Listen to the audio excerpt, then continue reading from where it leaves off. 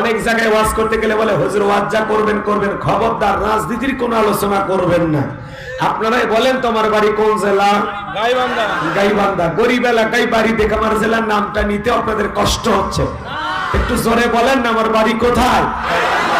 গাইবান্ধায়। আমি আসছি কোন জেলায়?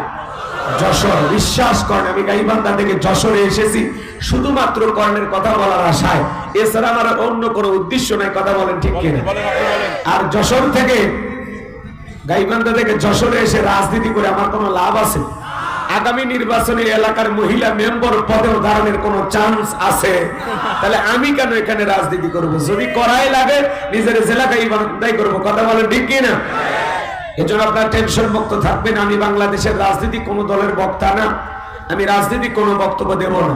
I will not say political lot because I am not a leader of any political party. কারণ এখানে সব দলের লোক আছে, আছে না নাই? এখানে বসে আছেন আওয়ামী লীগ, বিএনপি, জাতীয় জামাত ইসলাম, জাসদ, বাসদ, চরমনা, আরশিদ, আরবিকে ফরফরা, হাফেজরা, ওলামা, নিজামাত, তাবলিগ, পাবলিক, ওলামা লীগ, গণতন্ত্র, গণফোরাম, সুসমাজ, বিকল্পধারা, এলজিবি, মিডিয়াম, নাগরিক শক্তি, বিপিএল সোসাইটি, 4 দল, 14 দল, 18, 19 দল, 20 দল, এবার বেনে বাংলাদেশ কংগ্রেস এ পর্যন্তই থাক। আবার ভিপি নুরের আছে গণ অধিকার পরিষদ, তৈমুর চাচা খুলেছিল তৃণমূল বিএনপি। চাচা এখন আফসোস করে আর বলে সরকার বনাম সরকার, মাঝখানে আমি হয়ে গেছি জ্বলে পুড়ে সরকার। চাচা মনে করেছিল এক চান্সে দেশের প্রধানমন্ত্রী হয়ে যাবে, চাচার হাতে মূলে ধরায় দিয়েছে। কথা কন ঠিক কিনা? আছে না না? জোরে বলেন আছে না না? ওই চাচারও 2-4 জন ভক্ত থাকতে পারে। এত দলীয় লোক এখানে, আমি কি বোকা দলীয় আলোচনা করব? এই দিক থেকে যদি একটা দলের লোক গুতা মারে, ওই দিক থেকে আরেকটা দলের লোক থানায় টেলিফোন করে, আমি হুজুরের অবস্থা ভালো না খারাপ। অতএব আজকের মাহফিলে বাংলাদেশের রাজনীতি নিয়ে কোনো আলোচনা করা হবে? বলেন বাংলাদেশের রাজনীতি নিয়ে কোনো আলোচনা করা হবে না। তবে সবাই কেমন আছেন? 2 বছর আগেও দেখা হয়েছিল তাই না? আবার দেখা হলো। রনি ভাই মনে করে নিয়ে আসছে, আমিও আসছি, আপনারাও আসছেন। রাস্তাঘাটে দোকানপাটে অনেক আড্ডা মারতেছেন, কিন্তু রনি ভাই যে সুন্দর আলোচনা করলো, অনেক বক্তাও এত ভালো ওয়াজ করতে পারে। কি বলেন? আপনাদের ভালো লাগছে কি না জানি না, আমার কাছে অনেক ভালো লাগছে।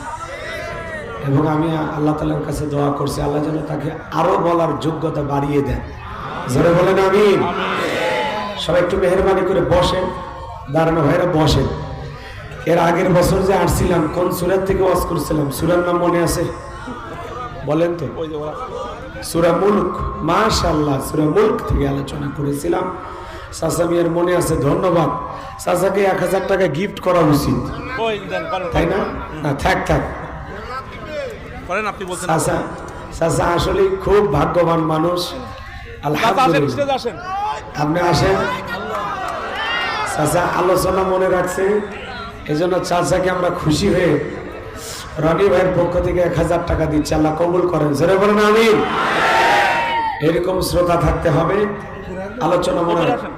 এটা হ্যাঁ বাবাজি আসেন। এছাড়া আর কোথাও কি আপনারা আমার আলোচনা শুনেছেন? আর কোন খোর্দে কোন সূরা? হ্যাঁ, সূরার নাম মনে নেই। ঠিক আছে, এরকম শ্রোতাই দরকার। চাচা মিয়া আপনি মনে কিছু নেবেন না, এমনি আপনাকে মহব্বত করে হাদিয়া এ আর দোয়া করবেন। হুজুর একটু মাথা হাতে দোয়া করে দেন। জি মাশাআল্লাহ। হুজুর একটু মাথা হাতে দোয়া করে দেন। ঠিক আছে, রনি ভাইয়ের জন্য দোয়া করুন। জি সবাই একটু বসেন। আমি সালাম দিয়ে আলোচনা শুরু করছি, আশা করছি সকলে সালামের জবাব জোরে সোরে দেবেন। আসসালামু আলাইকুম ওয়া রাহমাতুল্লাহি ওয়া বারাকাতুহু। ইন্নাল হামদুলিল্লাহিল আকরামিল্লাযী খালাকাল ইনসানা ওয়া কাররামা ওয়া 'আল্লামাহু মিনাল বায়ানি মা লাম ইয়ালাম। ফাসুবহানাল্লাযী লা ইহসা ইমতিনানুহু বিল লিসানি ওয়ালা বিল কলাম। নাশহাদু আল লা ইলাহা ইল্লাল্লাহু ওয়াহদাহু লা শারীকা লাহু ওয়া নাশহাদু আন্না সাইয়্যিদানা ওয়া সানাদানা ওয়া হাবিবানা ওয়া মাওলানা মুহাম্মাদান আবদুহু ওয়া রাসূলুহু الذي أرسله بالحق بشيرا ونذيرا وداعيا إلى الله بإذنه وسراجا وقمرا منيرا فقد قال الله تعالى في كلامه المجيد وفي فرقانه الحميد সকলে জবান ছেড়ে মোহাব্বতে আওয়াজ দিয়ে পড়ুন আউযু বিল্লাহি মিনাশ শাইতানির রাজীম বিসমিল্লাহির রাহমানির রাহিম قد فلح المؤمنون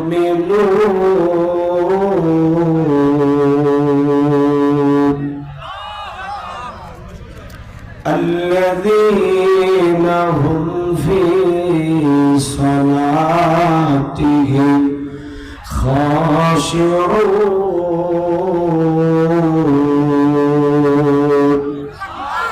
صدقت يا رب العالمين وعن أبي هريرة رضي الله تعالى عنه قال قال رسول الله صلى الله عليه وسلم الدنيا سجن المؤمن وجنة الكافر رواه مسلم وقال تعالى في شان حبيبي إن الله وملائكته يصلون على النبي يا أيها الذين آمنوا صلوا عليه وسلموا تسليما شكل درود إبراهيم بولن اللهم صل على محمد وعلى آل محمد كما صليت على إبراهيم وعلى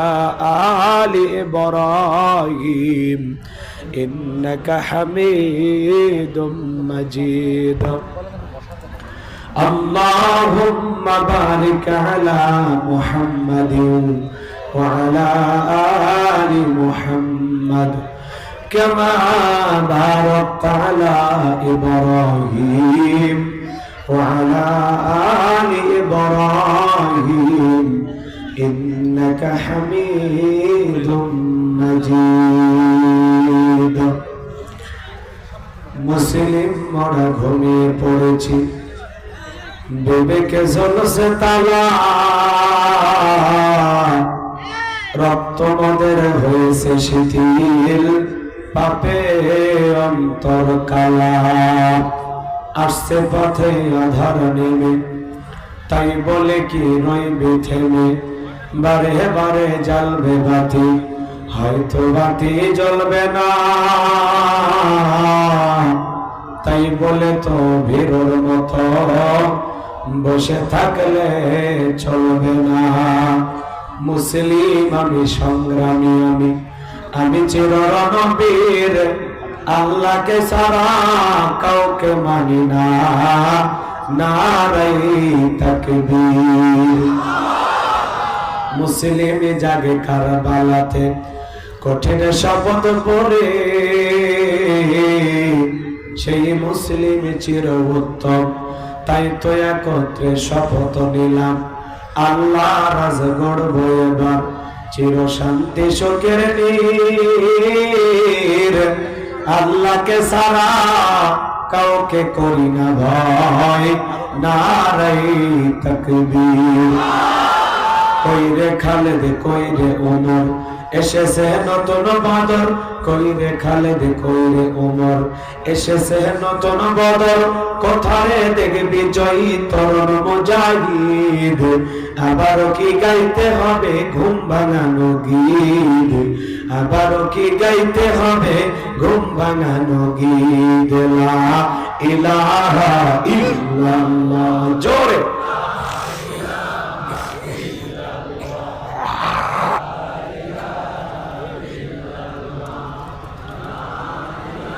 থামেন থামেন, যেভাবে কালেমা পড়তেছেন তাতে মনে হয় বেশ কয়েক মাস ধরে নফল রোজা রেখেছেন।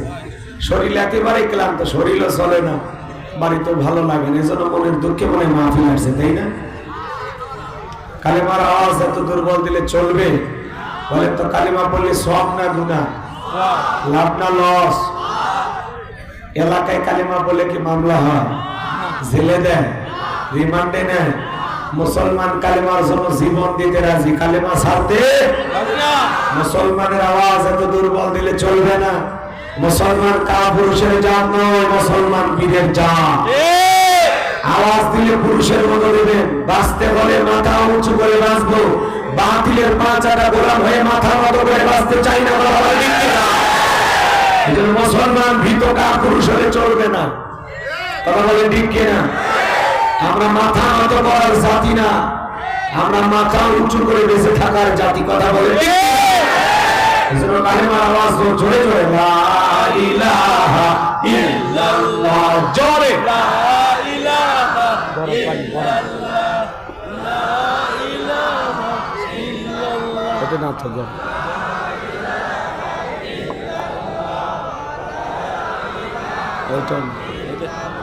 জোরে লা ইলাহা ইল্লাল্লাহ, জোরে লা যার দিলে আছে আমার আল্লাহর ভয়, যার মনে আছে আমার আল্লাহর ভয়, আল্লাহ আল্লাহ সব সময়। আহার নীতিরা ভালো লাগে না, এই দুনিয়া ভালো লাগে না, ভালো লাগে শুধু ইল্লাল্লাহ, লা ইলাহা ইল্লাল্লাহ, জোরে লা ইলাহা ইল্লাল্লাহ, জোরে লা ইলাহা ইল্লাল্লাহ, জোরে। ফুলের বুকে থাকলে মধু ভ্রমর যেমন আসে, কোরআনের জ্ঞান থাকলে বুকে সবাই ভালোবাসে, লা ইলাহা ইল্লাল্লাহ, জোরে একটু কম, লা ইলাহা জোরে লা ইলাহা ইল্লাল্লাহু মুহাম্মাদুর রাসূলুল্লাহ। জবান সে এক বাক্যে পড়ছি সাল্লাল্লাহু আলাইহি ওয়াসাল্লাম। বাংলাদেশের ঐতিহ্যবাহী যশোর জেলা জিগরগাছা থানার অন্তর্গত পায়রাডাঙ্গা আলহাজ সাহারা জামান হাফিজে মাদ্রাসার উদ্যোগে আজকের এই পঞ্চম বার্ষিক তাফসীরুল কোরআন মাহফিলের সম্মানিত সুযোগ্য অনারেবল প্রেসিডেন্ট জনাব আসাদুল আমিন দোলন, আল্লাহ পাক তার গোলামকে হায়াতে তৈয়বা সেহতে কুলিয়া দান করুন, সকলে বলুন আমিন। আজকের প্রোগ্রামের অন্য অতিথিবৃন্দ আলোচনাকে ধন্য করেছেন আলহাজ সাহারা জামান হাফিজে মাদ্রাসার প্রতিষ্ঠাতা পরিচালক, অত্র এলাকার কৃতি সন্তান, বিশিষ্ট রাজনীতিবিদ, শিক্ষা অনুরাগী আশফাকুজ্জামান খান রনি সাহেব, আল্লাহ পাক তার গোলামকে হায়াতে তৈয়বা সেহতে কুলিয়া দান করুন, সকলে বলুন আমিন। আমার পূর্বে আলোচনা রেখে ধন্য করেছেন বিশিষ্ট ইসলামী চিন্তাবিদ, মুফাসসির কোরআন হযরত মাওলানা মুফতি আকবর হুসাইন সাহেব, আল্লাহ পাক তার গোলামকে হায়াতে তৈয়বা সেহতে কুলিয়া দান করুন, সকলে বলুন আমিন। আমাকে দাওয়াত দিয়ে কষ্ট করে এনেছেন বিশিষ্ট শিক্ষাবিদ, যশোর থেকে আগত আমার অত্যন্ত কাছের শ্রদ্ধাভাজন ব্যক্তিত্ব, যশোর মুক্তিযোদ্ধা কলেজের সম্মানিত স্যার জনাব মোহাম্মদ জাহাঙ্গীর সাহেব, আল্লাহ পাক তার গোলামকে হায়াতে তৈয়বা সিয়াতি কুলিয়া দান করুন। তিনি তার মাকে হারিয়েছেন। আল্লাহ তাআলার কাছে দোয়া করছি তার মার কবরকে আল্লাহ জান্নাতের বাগান বানায় দেন। জলে বলেন আমিন। প্রিয় স্যারের প্রিয়তমা স্ত্রী অসুস্থ, আল্লাহ পাক যেন তাকে সুস্থতার সহিত নেক হায়াত দান করেন। জলে বলেন আমিন। মঞ্চ উপস্থিত সম্মানিত ওলামায়ে কেরাম, সামনে বসা পিতৃসমতুল্য মুরব্বী বাবাজিরা, কলিজার টুকরা প্রাণপ্রিয় যুবক ভাইয়েরা, ছোট ছোট সোনা মালিকেরা, পর্দার আড়ালের সম্মানিত অবলা সরলা আবেদা সালেহা মা ও বোনেরা, প্রশাসনের সম্মানিত পুলিশের ভাইয়েরা, টিভির ভাইয়েরা, জাতির বিবেক প্রিয় সাংবাদিক বন্ধুগণ, বিভিন্ন রাজনৈতিক দলের সম্মানিত নেতা কর্মী ভাইয়েরা, সবাইকে নিয়ে আরেকটিবার সালাম দিচ্ছি। আশা করছি সকলেই সালামের জবাব জোরে শুনে দেবেন। আসসালামু আলাইকুম ওয়া রাহমাতুল্লাহি ওয়া বারাকাতুহু। আমরা শুকরিয়া আদায় করতেছি সেই মহান মনিবের দরবারে, আল্লাহ পাক সুবহানাহু ওয়া তাআলা অত্যন্ত দয়া করে, করুণা করে, মায়া করে, মহব্বত করে, ভালোবেসে পছন্দ করে অত্র এলাকা থেকে গণে গণে গুণান্বিত করে, যাচাই বাছাই করে শুধুমাত্র কেবলমাত্র কোরআনুল কারীমের মহব্বতে আজকের মাহফিলে আসার বসার সুযোগ দান করেছেন। সে মহান রবের দরবারে সিজদাবনত চিত্তে কালিমাতুর শুকর আদায় করে পড়ছি আলহামদুলিল্লাহ। লক্ষ্য করি দরুদ সালাম মানবতার শ্রেষ্ঠ বন্ধু বিশ্বনবী বিশ্বনেতা যে নবী আইয়ামে জাহিলিয়াতের যুগে আগমন করে অসভ্য মানুষগুলোকে সভ্য বানিয়েছেন, অভদ্র মানুষগুলোকে ভদ্র বানিয়েছেন, কোরআন নামের সংবিধান দিয়া, কোরআনের রাজ কায়েম কইরা, সোনালী যুগ উপহার দিয়া মদিনার পাক ভূমিতে শায়িত আছেন। সে রাসূলের প্রতি কলিজা ভরা মহব্বত নিয়ে পড়ছি দরুদ সালাম। সকলেই পড়ুন সাল্লাল্লাহু আলাইহি ওয়াসাল্লাম। সম্মানিত ভাইরা, আজকের প্রোগ্রামে আসতে পেরে বসতে পেরে আপনারা খুশি না বেজার? কারা কারা বেজার দুই হাত তুলে দেখান তো দেখি। অনেকে বেজার আছেন নাকি? জোকে তালে হাত তুলেছেন। শুধু তাল মিলাইলে হবে না, জোশ থাকলে হবে না, জোশের সাথে হুশও থাকা লাগবে। কথা কোন ঠিক কিনা? যাই হোক, ভুল তো মানুষেরই হয়। আজকের প্রোগ্রামে আসতে পেরে বসতে পেরে কারা কারা খুশি, মুখে নিয়ে হাসি, আওয়াজ দেবে বেশি। আল্লাহ নামের এমন একটি স্লোগান দেবেন, এলাকায় যদি কোনো ইসলাম বিরোধী উই পোকা, সার পোকা, তেলা পোকা থাকে, ওদের কলিজায় যেন কম্পন সৃষ্টি হয়, এমন আওয়াজ তুলতে রাজি আছেন যারা বীর মুসলমানের মতো দুটি হাত টান টান করে তুলে দেখার তো না। লিল্লাহে তাকবীর, লিল্লাহে তাকবীর। আল কোরআনের আলো, আল হাদিসের আলো, দুনিয়ার মুসলিম আমার নেতা তোমার নেতা, বিশ্বনবী মুস্তাফা আমার নেতা তোমার নেতা, বিশ্বনবী মুস্তাফা। লিল্লাহি তাকবীর, আল্লাহু আকবার। আল কোরআনের আলো, ঘরে ঘরে আলো, আল হাদিসের আলো, ঘরে ঘরে আলো, দুর্নীতির আলো। হাতটা বেনারা দেন তো, মাশাআল্লাহ, মারহাবা। আস্তে কারণ নাকে যেন না লাগে, হাত না লাগে। অনেকে ঝোঁকে তালে বলেই ফেলেছে দুর্নীতির আলো ঘরে ঘরে জ্বালা। বাংলাদেশে দুর্নীতি দমন কমিশন আছে না নাই? এরপরে দুর্নীতি কমেছে নাকি ডিজিটাল কায়দায় বেড়েই চলেছে? দিন যত করাচ্ছে দুর্নীতির পাল্লা তত ভারী হচ্ছে। কথা বলে ঠিক কিনা? আমরা চাই আমাদের প্রিয় বাংলাদেশ দুর্নীতি মুক্ত আল্লাহ কবুল করুন, চিল্লা বলেন আমিন। আমরা চাই আমাদের বাংলাদেশ মাদক মুক্ত আল্লাহ কবুল করুন, চিল্লা বলেন আমিন। আমরা চাই আমাদের বাংলাদেশ যৌতুক মুক্ত আল্লাহ কবুল করুন, চিল্লা বলেন আমিন। আমরা চাই আমাদের বাংলাদেশ নাস্তিক মুক্ত আল্লাহ কবুল করুন, চিল্লা বলেন আমিন। সম্মানিত ভাইরা, আমার ভূমিকা লম্বা কথা নয়, সরাসরি মূল আলোচনায় প্রবেশ করতে চাই। তারপরে দুই একটি কথা না বললেই নয়। আমরা যত জায়গায় করে কথা বলতে যাই, বলে হুজুর সাবধানে আলোচনা করবেন, ভুলে যাবেন না এলাকা কার। ওদের কথার সাইজ শুনে মনে হয় এলাকা ওদের বাবার।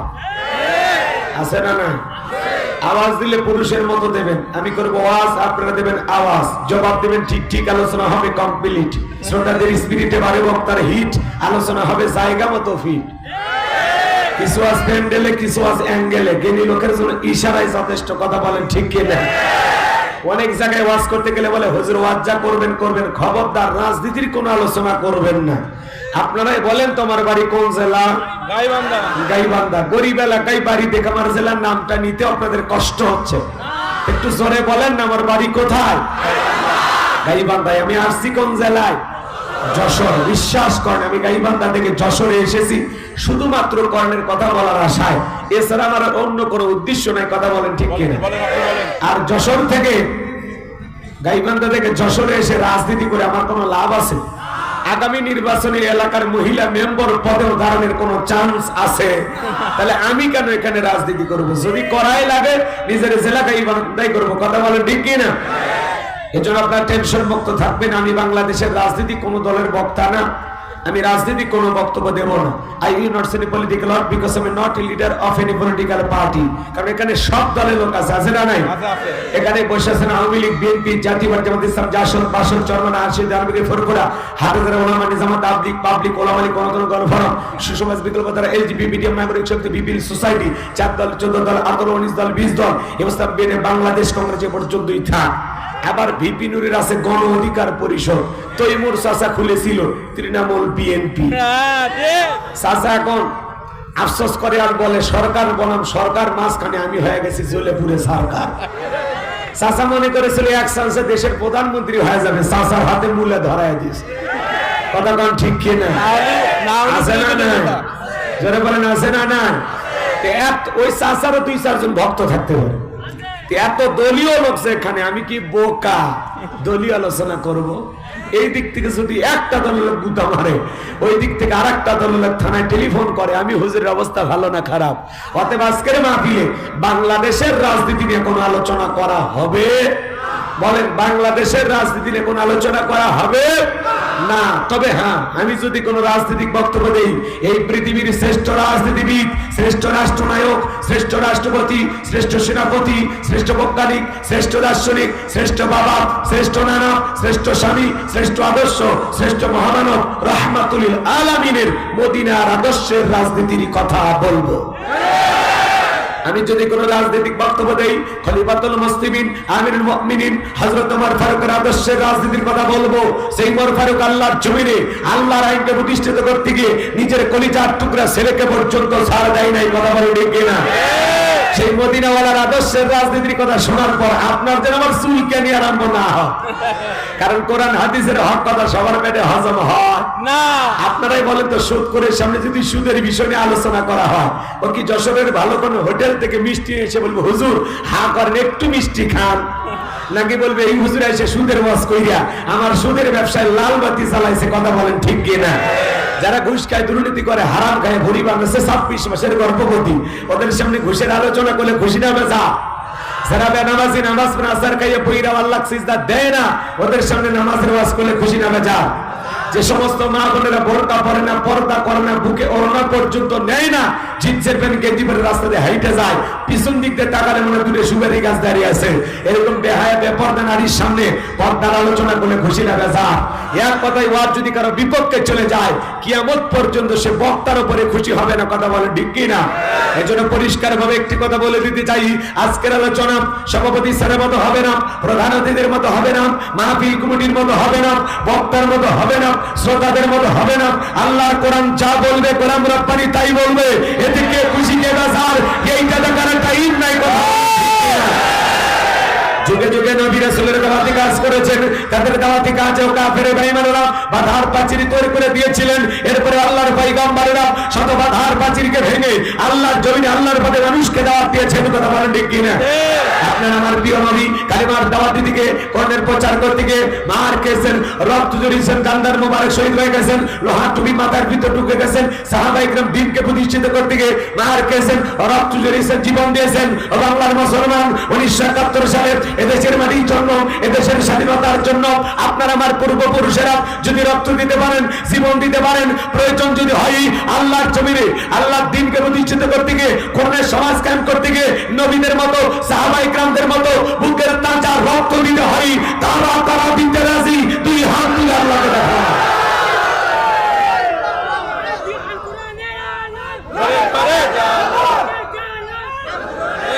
লিল্লাহি তাকবীর।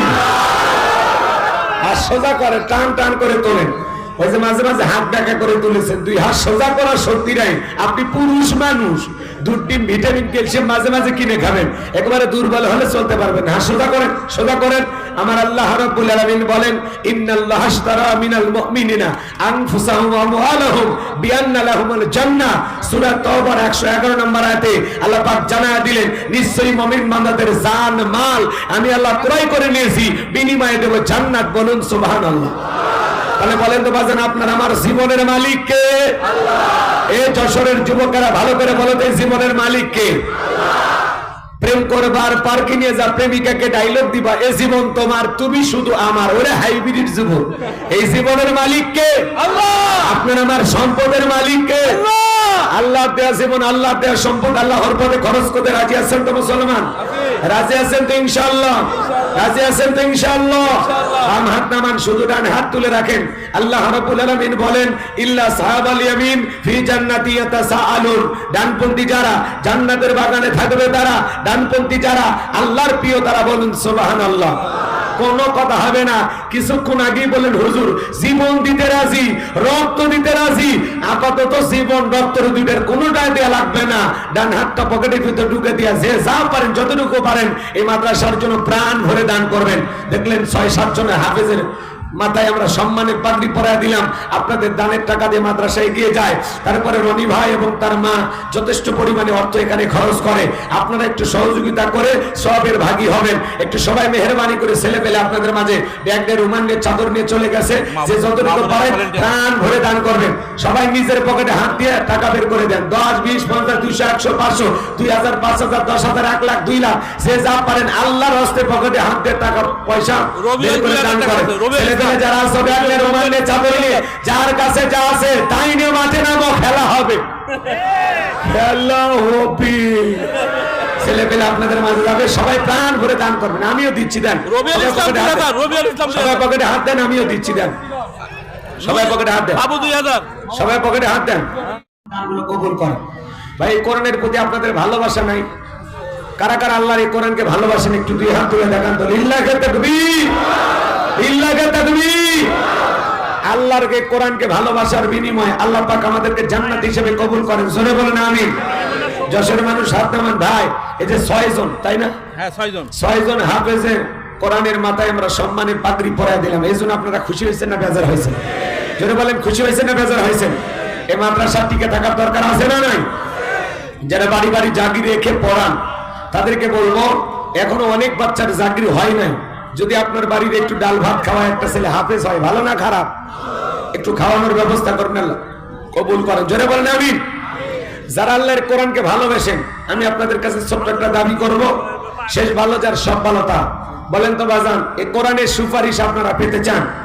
আমি মুসাফির আপনার জন্য দিল থেকে দোয়া করে দেব, আল্লাহ যেন এই কোরআনের সুপারিশ আপনার ভাগ্যে জুড়াইয়া দেয়, রসুলের সাথে একই জান্নাতে কবুল করেন। সোনার মক্কা মদিনা না দেখায় আল্লাহ যেন মৃত্যু না দেয়। আল্লাহ পাক যেন আপনাকে জান্নাতি মৃত্যু নসিব করেন। আমি অন্তর থেকে দোয়া করে দেব, তাহাজ্জুদ পরে আপনার কথা স্মরণ করে দোয়া করব, আল্লাহ যেন কোরআনের সুপারিশ আপনার ভাগ্যে জুড়াইয়া দেয়। বলেন তো বাজান, কোরআন কয় পারা? 30 পারা।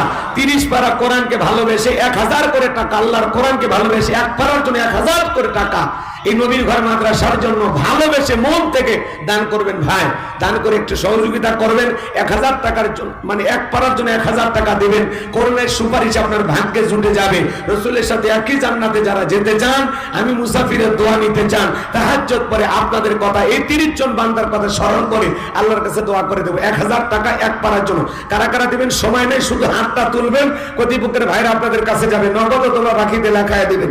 শুধু হাত তোলেন, হাত তোলেন। কারা কারা 1 পারার জন্য 1000 টাকা? এই যে চাচামি হাত তুলেছেন, 1 নাম্বার পারা, আল্লাহ কবুল করেন। ওই যে 2 নাম্বার পারার জন্য একজন ভাই, 3 নাম্বার পারার জন্য এক ভাই, 4 নাম্বার পারা, 5 নাম্বার পারা, 6 নাম্বার পারা, আলহামদুলিল্লাহ, 7, 8, 9, 10, আলহামদুলিল্লাহ, 11 নাম্বার পারা, আলহামদুলিল্লাহ। হাত তোলেন, হাত তোলেন। আপনারা একটু দয়া করে হাতটা তুলে রাখেন। জি জি জি, হাত তোলেন। আগে যারা হাত তুলেছেন তারা এখন হাত নামান। এখন নতুন এই যে বাবাজি 11 নাম্বার পারা, 1000 টাকা। আল্লাহ তোমার কোরআনকে ভালোবেসে যারা দেয়, আল্লাহ 1 পারার জন্য 1000 করে টাকা, আল্লাহ কোরআনের সুপারিশ ভাগ্যে জোটাইয়া দিও, রসুলের সাথে একই জান্নাতে কবুল করে নিয়ে। জোরে বলেন আমিন। 11 নম্বর পারা হয়ে গেছে আলহামদুলিল্লাহ। শামসুল ভাই আগে 1000 দিচ্ছে, আবার 1000 দিচ্ছে। শামসুল ভাই 12 নম্বর পাকে ভালোবেসে 1000 টাকা আল্লাহ কবুল করেন, জোরে বলেন আমি আলহামদুলিল্লাহ। মা বোনেরাও দিতে পারেন। জি, কে আছেন ভাই? 13 নম্বর পারা, এবার 13 হাতটা তোলেন। শোনা ভাই আমার, কলিজার ভাই আমার, 13 নম্বর পারার জন্য 1000 টাকা ভাই আমার পাইছি। 14 নম্বর পারা আলহামদুলিল্লাহ 1000 টাকা পাইছি, আল্লাহ কবুল করেন, জোরে বলেন আমি। 15 নম্বর, ওই যে 15 নম্বর পারা আমার ভাই, কলিজার ভাই, করোনানি মাদ্রাসাকে ভালোবেসে 6 জন হাফেজের মাথায় পাগড়ি পরায় দিলাম, আল্লাহ কবুল করেন। 15 নম্বর পারা হয়ে গেছে। 16 নম্বর পারার জন্য আল্লাহর কোন বান্দা হাতটা তোলেন। ওই যে 16 নম্বর বাবা, ওই যে বাবাজি ওই যে হাত তুলেছে, এই যুবক দেখো 16 নম্বর পারা আলহামদুলিল্লাহ। 17 নম্বর পারা আমার ভাই, আল্লাহ কবুল করেন। ওই যে ছোট্ট বাচ্চা 18 নম্বর পারা, আল্লাহ কবুল করেন, জোরে বলেন আমি। 19 নম্বর পারা, তুমি দিবা? কে দিবে? তোমার দাদা? না, ওই এমনি এমনি হাত তুলছো, বসো বাবু বসো। 19 নম্বর পারা কে আছেন? 19 নম্বর পারার জন্য 1000 টাকা, আল্লাহর কোন বান্দা? দেখা যায় না হাত, কই আছে বাবা? কেউ আছে 19 নম্বর পারার জন্য? হাত তোলেন। শোনো ভাই, কি নাম বলেন? কলিজার ভাই, 19 নম্বর পারা, আল্লাহর কোরআনকে ভালোবেসে আল্লাহর কোন বান্দা আছেন? এই হাজার জনতার মধ্যে 30 জন মানুষকে আমি যাচাই বাছাই করতে চাই। আল্লাহ যারা হাত তোলে, যারা দান করে, দান তুমি কবুল করো, রাসূলের সাথে একই জান্নাতে কবুল করো, জোরে বলেন আমিন। 19 নম্বর পারা কোন বান্দা? আল্লাহ হাত তোলেন, একটা 1000 টাকা দেবেন। নবীর ঘর মাদ্রাসাকে মহব্বত করে ভালোবেসে 19 নম্বর পারা, ওই যে আলহামদুলিল্লাহ 19 নম্বর পাওয়া গেছে, আল্লাহ কবুল করে। আল্লাহ তোমার এই গোলামের দান তুমি কবুল করো। 20 নম্বর পারার জন্য 1000 টাকা। ওই যে ভাই আমার, ওই যে লাল গেঞ্জিওয়ালা ভাই, ওই যে বাদাওয়ালার কাছে, যে আল্লাহ কবুল করেন। কই 20 নম্বর পারা হয়ে গেছে। ওই যে পিছনে একজন ভাই আর আগে হাত তুলছেন না, এই বাড়ি 21 নম্বর পারা ভাইয়ের, আল্লাহ কবুল করেন, জোরে বলেন আমিন। এবার 22 নম্বর পারা, আল্লাহ কোরআনকে ভালোবেসে, কি নাম বলেন? 22 নম্বর কই আচ্ছা, আলহামদুলিল্লাহ 22 নম্বর পারার জন্য আমার ভাই 1000 টাকা আল্লাহ কবুল করেন, জোরে বলেন আমি। 23 নম্বর পারার জন্য ছোট একটা বাচ্চা মুশফিক ফোন করেছে, আমার ছেলে আর কি 12 বছর বয়স, বাবা আমার নাম বলো। আমার রনি ভাইয়ের ছেলে মুশফিকুর রহিম, ছোট্ট ছেলে, সে এক পারার জন্য 23 পারা 1000 আল্লাহ কবুল করেন, জোরে বলেন। 24 নম্বর পারা, কি নাম? সোহেল 1000। সোহেল ভাই 1000 টাকা। জুয়েল, মাশাআল্লাহ, জুয়েল ভাই 24 নম্বর পারা, আল্লাহ কবুল করেন। 25 নম্বর পারার জন্য আল্লাহর কোরআনকে ভালোবেসে, কি নাম বলেন? ওই যে 25 নম্বর পারা, এই যে গেছিলা ভাই, এর আগে হাত তুলছিলেন না এই ভাই? 25 নম্বর পারা 1000 টাকা, এই ভাই নিয়ে আসে, এই ছেলে দৌড় মারো। ওই যে 25 নম্বর পারা, আল্লাহ কবুল করেন। 26 নম্বর পারা, আল্লাহর কোরআনকে ভালোবেসে দেন তো 60 টাকাটা, আলহামদুলিল্লাহ। 26 নম্বর পারা 1000 টাকা, কি নাম?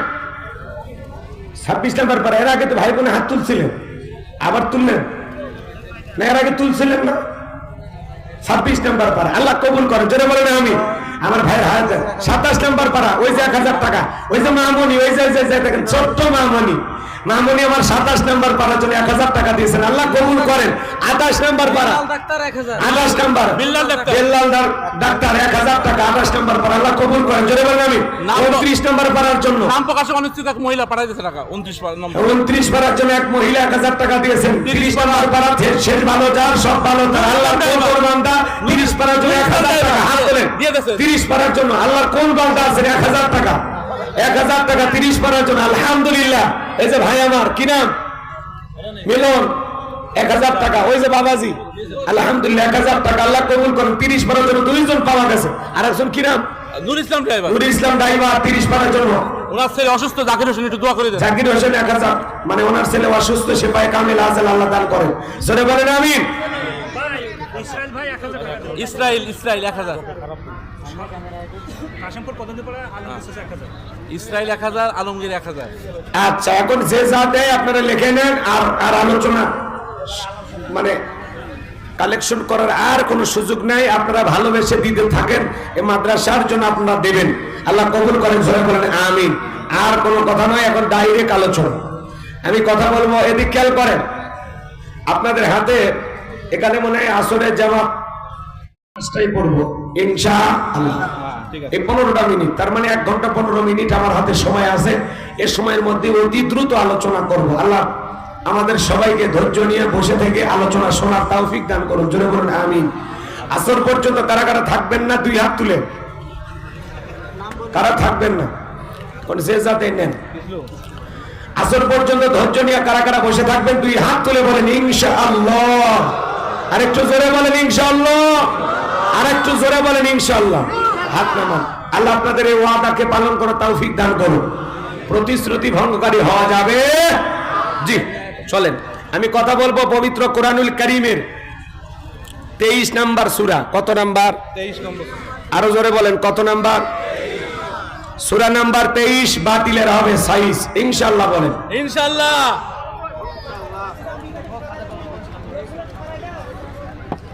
মঞ্চে কেউ কথা বলবেন না দয়া করে, কোনো কথা হবে না মঞ্চে। যারা লিখে দেয় গোপনে লিখে নেন অথবা তাদের কাছে যান। আর আপনারা যারা দিবেন দয়া করে দিতে পারেন। এদিক খেয়াল করেন, সূরা নাম্বার কত বললাম? 23। সূরাটির নাম সূরা আল মুমিনুন। মোট আয়াত আছে 118, রুকু আছে 6টি। বিশ্ব নবীর মক্কার জিন্দেগিতে এই সূরাটি নাজিল হয়েছেন, বলেন সুবহানাল্লাহ। তাহলে সূরার নাম সূরা আল মুমিনুন, বলেন কি না? আল্লাহ তার বিশ্বাসী বান্দাদের জন্য সূরা আল মুমিনুন নাজিল করেছেন। আবার যারা অবিশ্বাসী কাফের এদের জন্য আল্লাহ পাক একটি সূরা নাজিল করেছেন, সূরার নাম কাফিরুন, বলেন কি না? কুল ইয়া আইয়ুহাল কাফিরুন। কাফেরদের জন্য আল্লাহ পাক সূরা কাফিরুন নাজিল করেছেন। বিশ্বাসী বান্দাদের জন্য সূরা আল মুমিনুন। অবিশ্বাসী বান্দাদের জন্য সূরা কাফিরুন। যারা হলো দুদুল্যমান, দুই নৌকে পা দিয়ে চলে, মুখে বলে একটা অন্তরে আর একটা, দুমুখো সাপ, বৃষ্টি যেদিকে ছাতা ধরে সেদিকে কুলালু মার্কা, সব তরকারিতে চলে, ওদের নাম কি? সুবিধাবাদ জিন্দাবাদ। ওদের নাম কি? মুনাফিক। এই মুনাফিকদের জন্য আল্লাহ পাক একটি সূরা নাজিল করেছেন, সূরার নাম হলো মুনাফিকুন। কথা বলে ঠিক কি না? মুনাফিক সেনা বড় কঠিন, ওরা ইসলাম নামের গাছের গোড়া কেটে মাথায় পানি ঢালে। কথা বলে ঠিক কি না? ভাই একটু আওয়াজ দেন, আর কিচ্ছু দেয়া লাগবে না, একটু আওয়াজ দেন। এখন 1 ঘন্টা 15 মিনিট আপনাদের ভালোবাসায় কোরআনের কথা বলে কাটাইতে চাই, বুঝছেন? একটু আওয়াজ দিবেন, আপনাদের আওয়াজে আমার শক্তি বাড়াবে, গতি বাড়াবে, মনে হবে যে না এখানে চলবে, বুঝেনি তো? হ্যাঁ একটু আওয়াজ দেন। মুনাফিকদের স্বভাব হলো গাছের গোড়া কেটে কি করে? মাথায় পানি ঢালে। কথা বলেন ঠিক কিনা? চুপ করে থাক ধোঁকাবাজ, চোখে তোদের নাহি লাজ। চুপ করে থাক ধোঁকাবাজ, চোখে তোদের নাহি লাজ। গোড়া কেটে মাথায় ডালো পানি, তোদের চিনি আর কতকাল করবি রে শয়তানি। মুনাফিকদের স্বভাব হলো গাছের গোড়া কেটে মাথায় পানি ঢালে। কথা বলে ঠিক কিনা? মুনাফিকেরা বলে সকালবেলা কোরআনের মাহফিল চলবে, আবার সন্ধ্যেবেলায় পুলিশ পাঠায় বন্ধ করে। আছে না নাই? মুনাফিকেরা অকাম বদকাম যা করে সব তো সন্ধ্যের ঘাড়ে চাপায় দেয়। কথা বল ঠিক কিনা? রাগ করছেন? বিরক্ত হয়েছে? তাহলে একটু কথাগুলো বুঝবেন, মনোযোগ দিয়ে বুঝবেন। দাড়ি টুপি থাকার পরে লোকটা মুনাফিক হতে পারে, হজ করার পরে আলহাজ মুনাফিক হতে পারে, রসুলের পিছনে নামাজ পড়ে ওই লোকটা যদি মুনাফিক হয়, আপনার আমার পিছনে নামাজ পড়ে তার চাইতে বড়টা হবে। কথা কোন ঠিক কিনা? এই জন্য মুনাফিক চেনা বড় কঠিন। কথা কোন ঠিক কিনা? সম্মানিত ভাইরা আমার, আমি মুনাফিকদেরকে নিয়ে আলোচনা করব না। মুনাফিকদের স্বভাব নিজের রাস্তা, নিজের পথ ক্লিয়ার করার জন্য রাতের আধারে মার্ডার করে, হত্যা করে, লাশের উপরে আবার পরের দিন ফুলের মালা দিয়া শোক প্রকাশ করে বলে বড় ভালো লোক ছিল। ভালো লোক ছিল তো মারলি কেন শয়তান? মানে মুনাফিকেরা নিজের আকাম বদকাম যা করে সব তো সন্ধ্যের ঘাড়ে চাপায় দেয়। কতক্ষণ ঠিক কিনা? সম্মানিত ভাইয়েরা আমার, আজকে আমি মুনাফিকদেরকে নিয়ে আলোচনা করব না, কাফেরদেরকে নিয়ে আলোচনা করব না, আমি আলোচনা করব আল্লাহর ভিআইপি মুমিন বান্দাদেরকে নিয়ে। বলুন সুবহানাল্লাহ। তাহলে একটু জবান ছেড়ে সবাই আমার সাথে তেলাওয়াত করুন। আউযু বিল্লাহি মিনাশ শাইতানির রাজিম। বিসমিল্লাহির রাহমানির রহিম। বিতাড়িত মোর্দার শয়তানের কাছ থেকে আল্লাহ পাকের কাছে আশ্রয় প্রার্থনা চাচ্ছি। পরম করুণাময় দয়ালু আল্লাহ তাআলার নামে শুরু করছি। সূরার নাম সূরাল মুমিনুন। আল্লাহ রাব্বুল আলামিন বলেন, قد أفلح المؤمنون। যে কোন আয়াত বা সূরা তাফসীর করতে হলে কোন প্রেক্ষাপটে কোন সময় রাসূলের উপরে সে আয়াতটি বা সূরাটি নাজিল হয়েছে সেই নাজিলের প্রেক্ষাপট বলার দরকার আছে না নাই? আরবিতে বলা হয় শানি নজুল। যদি শানি নজুল আলোচনা করা হয় তাহলে তাফসীর বুঝতে সহজ হয়। বলুন সুবহানাল্লাহ। তাহলে নবীজির উপরে আল্লাহ রাব্বুল আলামিন কখন কোন প্রেক্ষাপটে সূরা আল মুমিনুন নাজিল করেছেন আমি কি একটু বলবো? মন খারাপ করবেন না, গভীর মনোযোগ দিয়ে শুনবেন। যেহেতু লিখেছেন তাফসিরুল কোরআন মাহফিল, আলোচনা তাফসির ভিত্তিক হওয়ার দরকার আছে না নাই? নড়াচড়া করবেন না। এখান থেকে কিছু মেসেজ বাড়িতে নিয়ে যাবেন। এতদিনের বেলায় কষ্ট করে রোদের ভিতরে বসে আছেন, যদি ভাগ্যে এখান থেকে কিছু নিয়ে যেতে পারি তাহলে তো লাভ, না হলে রোদে পুড়ে বসে থেকে আমাদের কোনো লাভ আছে? তাহলে এমন কিছু আলোচনা শোনা দরকার, যে আলোচনা শুনলে আপনি আমি জান্নাতে যেতে পারবো। সুবহানাল্লাহ। আমি সঠিক চিন্তা ভাবনা করে এই সূরাটি আপনাদের সামনে তেলাওয়াত করেছি। আল্লাহ যেন তার এই গোলামকে কিছু কথা আপনাদের সামনে উপস্থাপন করার তৌফিক দান করেন। জোরে বলেন আমিন। আমার কোনো জ্ঞান নাই, জ্ঞান দানের মালিক কে? ক্বালু সুবহানাকা লা ইলমা লানা ইল্লা মা আল্লামতানা ইন্নাকা আনতাল আলিমুল হাকীম। বলুন সুবহানাল্লাহ। জ্ঞান দানের মালিক কে? তাহলে সূরার নাম কি বললাম? সূরাল মুমিন। গভীর মনোযোগ দিয়ে শুনবেন বাজান গো আমার। কোন সময় আল্লাহ রাব্বুল আলামিন তার হাবিবের উপরে এই সূরাটি নাজিল করেছেন? নবীর প্রিয় সাহাবী হযরত ওমর ফারুক ডেকে বলেন, আমি মৌমাছির বনবন আওয়াজ শুনলাম, ভনভন আওয়াজ শুনলাম। ডানে তাকায় মৌমাছি নাই, বামে তাকায় মৌমাছি নাই। বিশ্ব নবীর চেহারা মোবারকের দিকে তাকায় দেখি আমার নবীজি ফিসফিস করে কি যেন তিলাওয়াত করতেছেন। হযরত ওমর ফারুক ডেকে বলেন, আমার বোঝার বাকি রইল না, আসমান থেকে নবীজির উপরে কোরআনুল কারীম নাজিল হচ্ছে, আর বিশ্ব নবী কোরআনুল কারীম রিসিভ করতে ব্যস্ত। বলুন সুবহানাল্লাহ। মৌমাছির বনবন ভনভন আওয়াজ হলে কোরআনুল কারীম নাজিল হয়। দপ্তরি শরীর ঘন্টায় বাড়ি মারে, টনটন আওয়াজ হলে কোরআনুল কারীম নাজিল হয়। নবীজি যখন ঘোড়ার উপরে থাকতেন, ওই সময় যদি কোরআনুল কারীম নাজিল হইতো, ওহির ভারে ঘোড়ার পাগুলো বালুর ভিতরে ডেবে যেত। বলেন আল্লাহু আকবার। নবীজি যখন উটের উপরে থাকতেন, ওই সময় যদি কোরআনুল কারীম নাজিল হইতো, ওহির ভারে উটের মাথা জমিনের সঙ্গে লেগে যেত। এক সাহাবী রানের উপরে মাথা রেখে নবীজি আরাম ফরমাচ্ছেন, ওই সময় কোরআনুল কারীম নাজিল হলো। সাহাবী ডেকে বলেন, আমার কাছে মনে হয় আমার রানটা ফেটে যাবে, আমার কাছে মনে হয় আমার রানের উপরে পাহাড় চাপা ধরা হয়েছে। তাহলে বলেন কোরআনুল কারীমের একটা আলাদা ওয়েট, আলাদা একটা ওজন আছে না নাই? জীবনের প্রথম কোরআনুল কারীম রিসিভ করতে গিয়ে নবীজির শরীর মোবারকে জ্বর পর্যন্ত এসেছিল। দীর্ঘ 23টি বছরে নবীজির উপরে কোরআনুল কারীম নাজিল হয়েছে। কত বছর? দীর্ঘ 23টি বছরে নবীজির উপরে কোরআনুল কারীম নাজিল হয়েছে। ইমদাদিয়া লাইব্রেরি ছাপায়া ছাপায়া মুসলমানের ঘরে ঘরে কোরআন পৌঁছায় দিয়েছে। এই কোরআনের সম্মান কত, মর্যাদা কত, কপাল পরা মুসলমান আজ বুঝলাম না। এমন মুসলমান আছে 40-50 বছর বয়স হয়ে গেছে, আল্লাহর এই কিতাবটা কোরআনটা কোনোদিন খুলে দেখেনি। আছে না নাই? আজকে মুসলমান কোরআন থেকে, ইসলাম থেকে দূরে সরে যাওয়ার কারণে তামাম পৃথিবীর জালেমেরা মুসলমানকে মারার সাহস পায়। মুসলমান যদি অ্যাক্টিভ থাকতো, ঐক্যবদ্ধ থাকতো, পৃথিবীর কোন জালেমের ক্ষমতা ছিল না এই মুসলমানের ঐক্যের ফাঁসির আঘাত করে। কিন্তু মুসলমান আজকে বিভিন্ন দলে বিভক্ত, বিভিন্ন মত পার্থক্য নিয়ে লাফালাফি ঝাপাঝাপি। এই জন্য আজকে তামাম পৃথিবীর জালেমেরা সুযোগ পাইছে মুসলমানকে মারার জন্য। কথা বলেন ঠিক কিনা? লম্বা হবে, লম্বা করবো না, সংক্ষিপ্ত কথা বলে দেয়া যায়। হযরত ওমর ফারুক ডেকে বলেন, নবীজির কোরআনুল কারীম রিসিভ করা শেষ হয়ে গেল।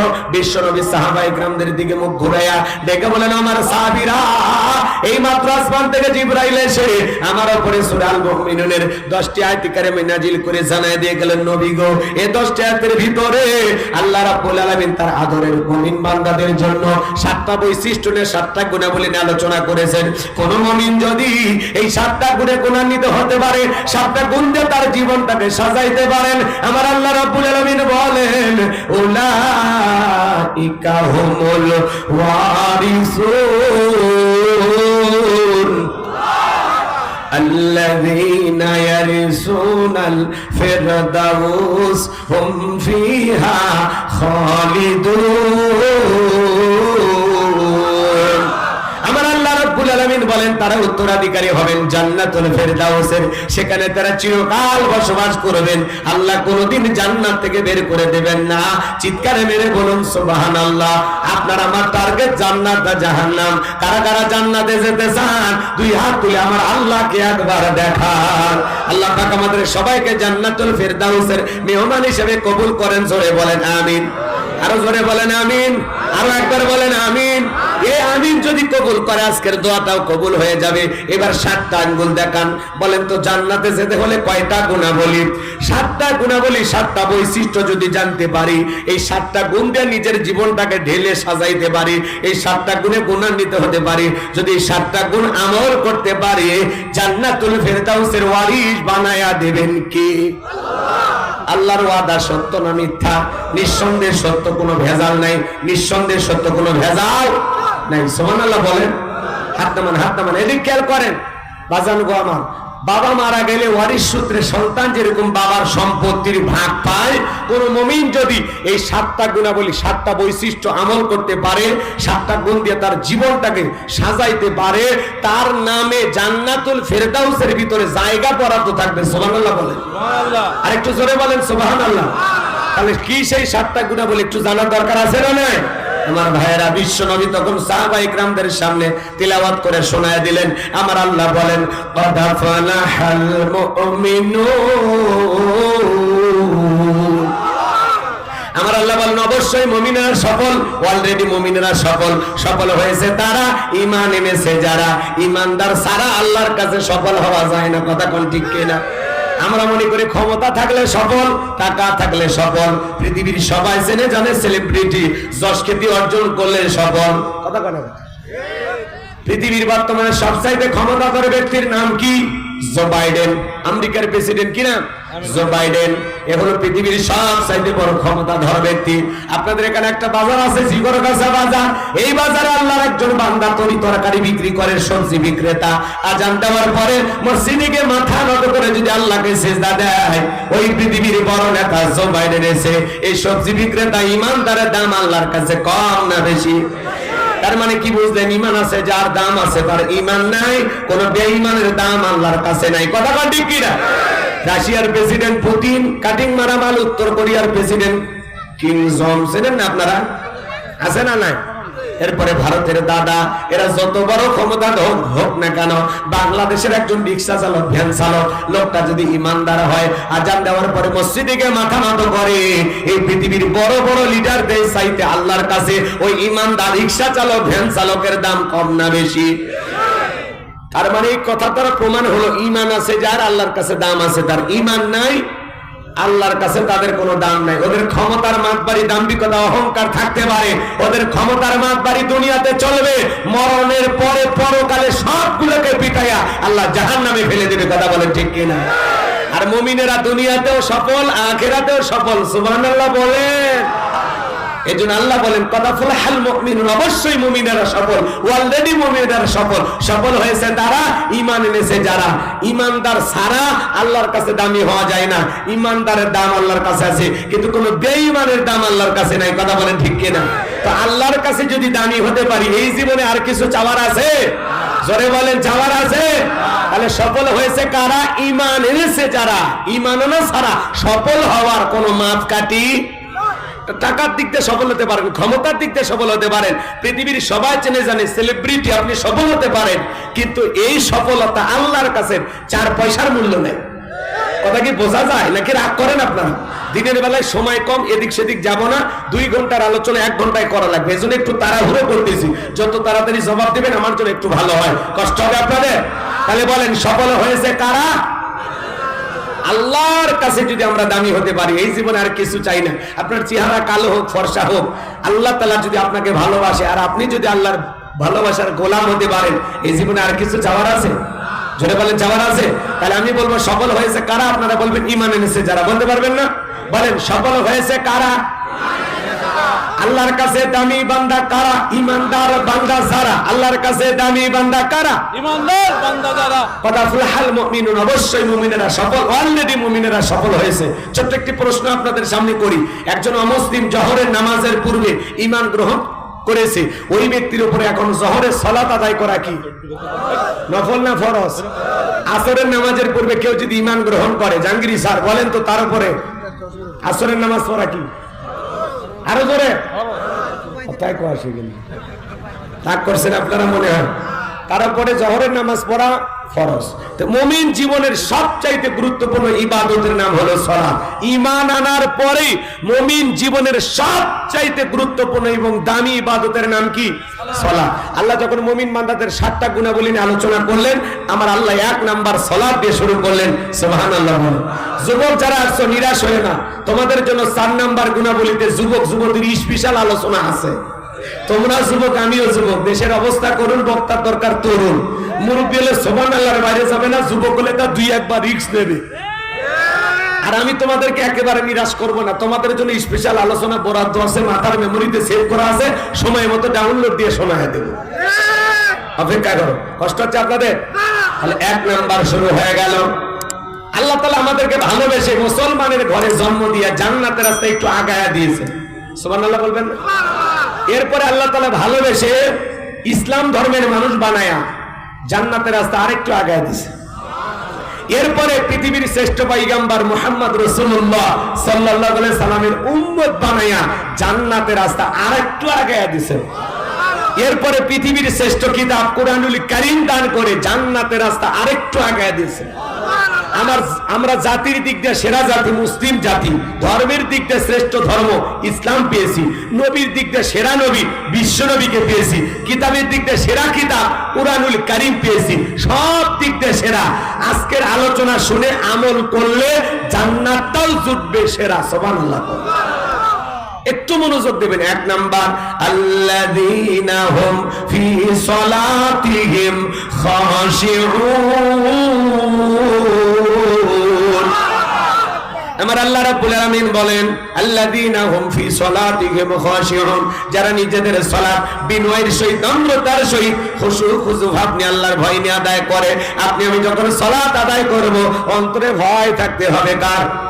তাফসীর ইবনে কাসির থেকে বলছি বাজান গো আমার, তাফসীর কারকেরা এর ব্যাখ্যায় লিখেছেন, আপনি আমি যখন সালাতের মধ্যে দাঁড়িয়ে যাব, অন্তরের ভিতরে সুচিন্তা, দুশ্চিন্তা, বিবির কথা, সংসারের কথা, ব্যবসা বাণিজ্যের কথা, দুনিয়াবি কোনো চিন্তা ভাবনা মনের মধ্যে রাখা যাবে না।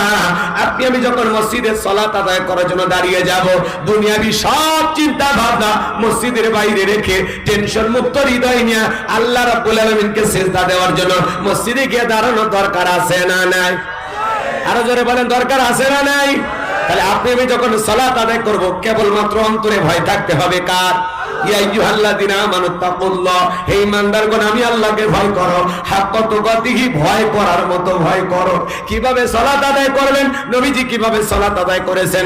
আম্মা জান আয়েশা ডেকে বলেন, নবীজি নামাজের ভিতরে এত লম্বা সময় ধরে দাঁড়িয়ে থাকতেন, মাঝে মাঝে তাকায় দেখতাম নবীজির পা মোবারক ফুলে উঠেছে। সুবহানাল্লাহ।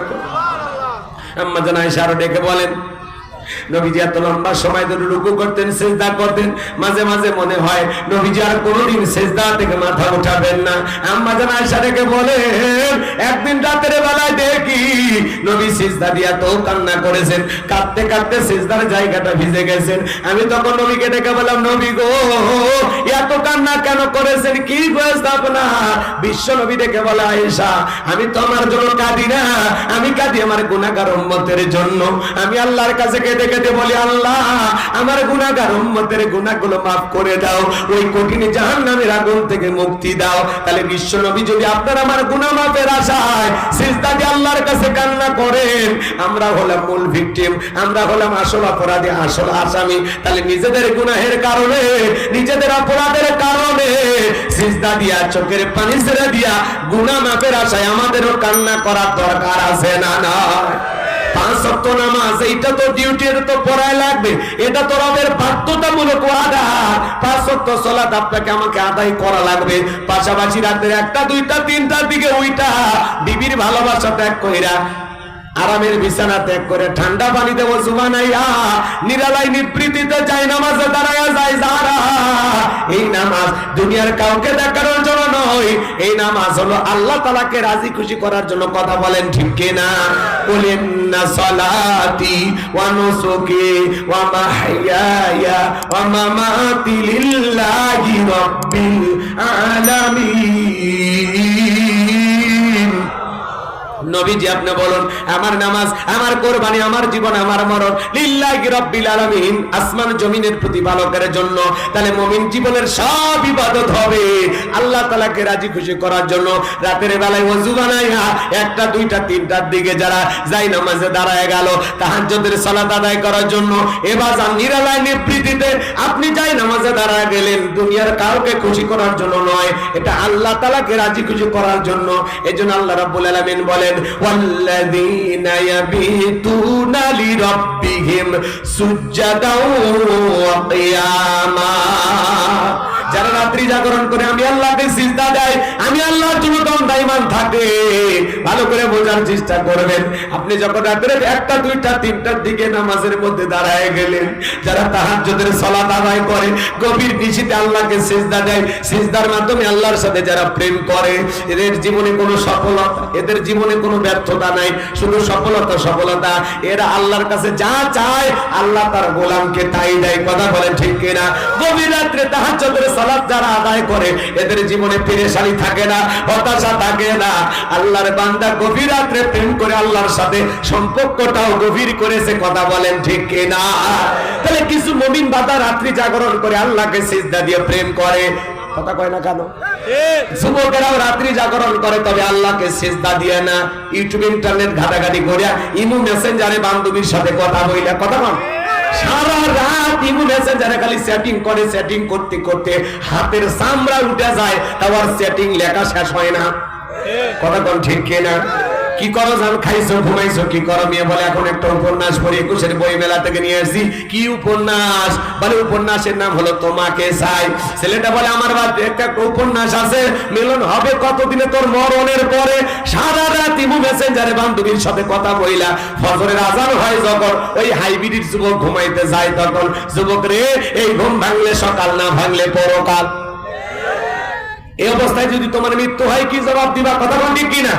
কেমন করে ঘুমাও তুমি ওরে যশোরের যুবক, কেমন করে ঘুমাও তুমি ফজর করে কাজা? এমন তো হতে পারে ও তোমার জহরে জানাজা, এমন তো হতে পারে ও তোমার জহরে জানাজা। কথা বলে ঠিক কিনা? তাহলে যুবক আল্লাহকে সিজদা দিয়ে ঘুমানোর দরকার আছে না নাই? গভীর মনোযোগ দিয়ে কথাগুলো শুনবেন বাজান।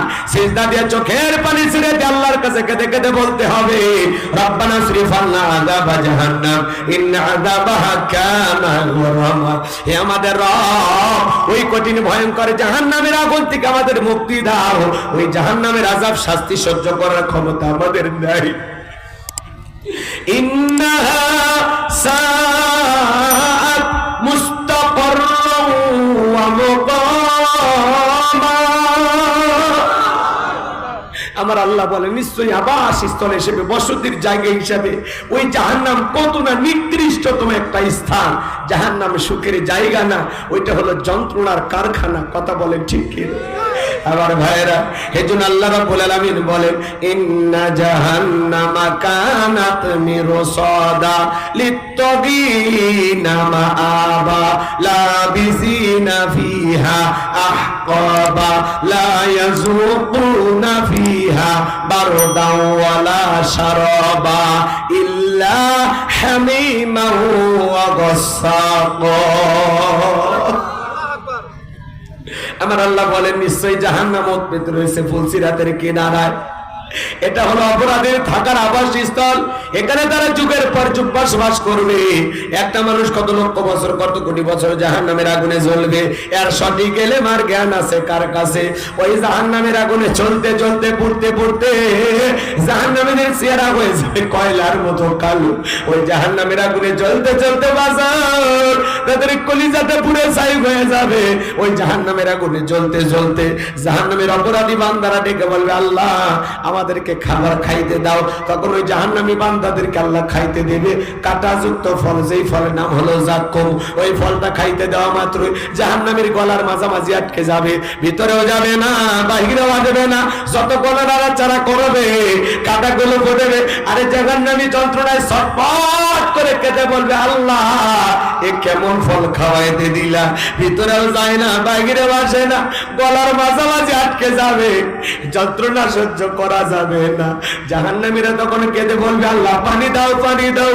আমার আল্লাহ রাব্বুল আলামিন বলেন, লা ইয়াযুকুনা ফিহা বারদান ওয়ালা শারাবা, তাদেরকে মিনারেল ওয়াটার দেওয়া হবে না, ঠান্ডা কোনো পানি দেওয়া হবে না। যে পানিটা পান করে জাহান্নামী তার বুকের জ্বালা তৃষ্ণাকে নিবারণ করতে পারে, কেমন পানি দেওয়া হবে?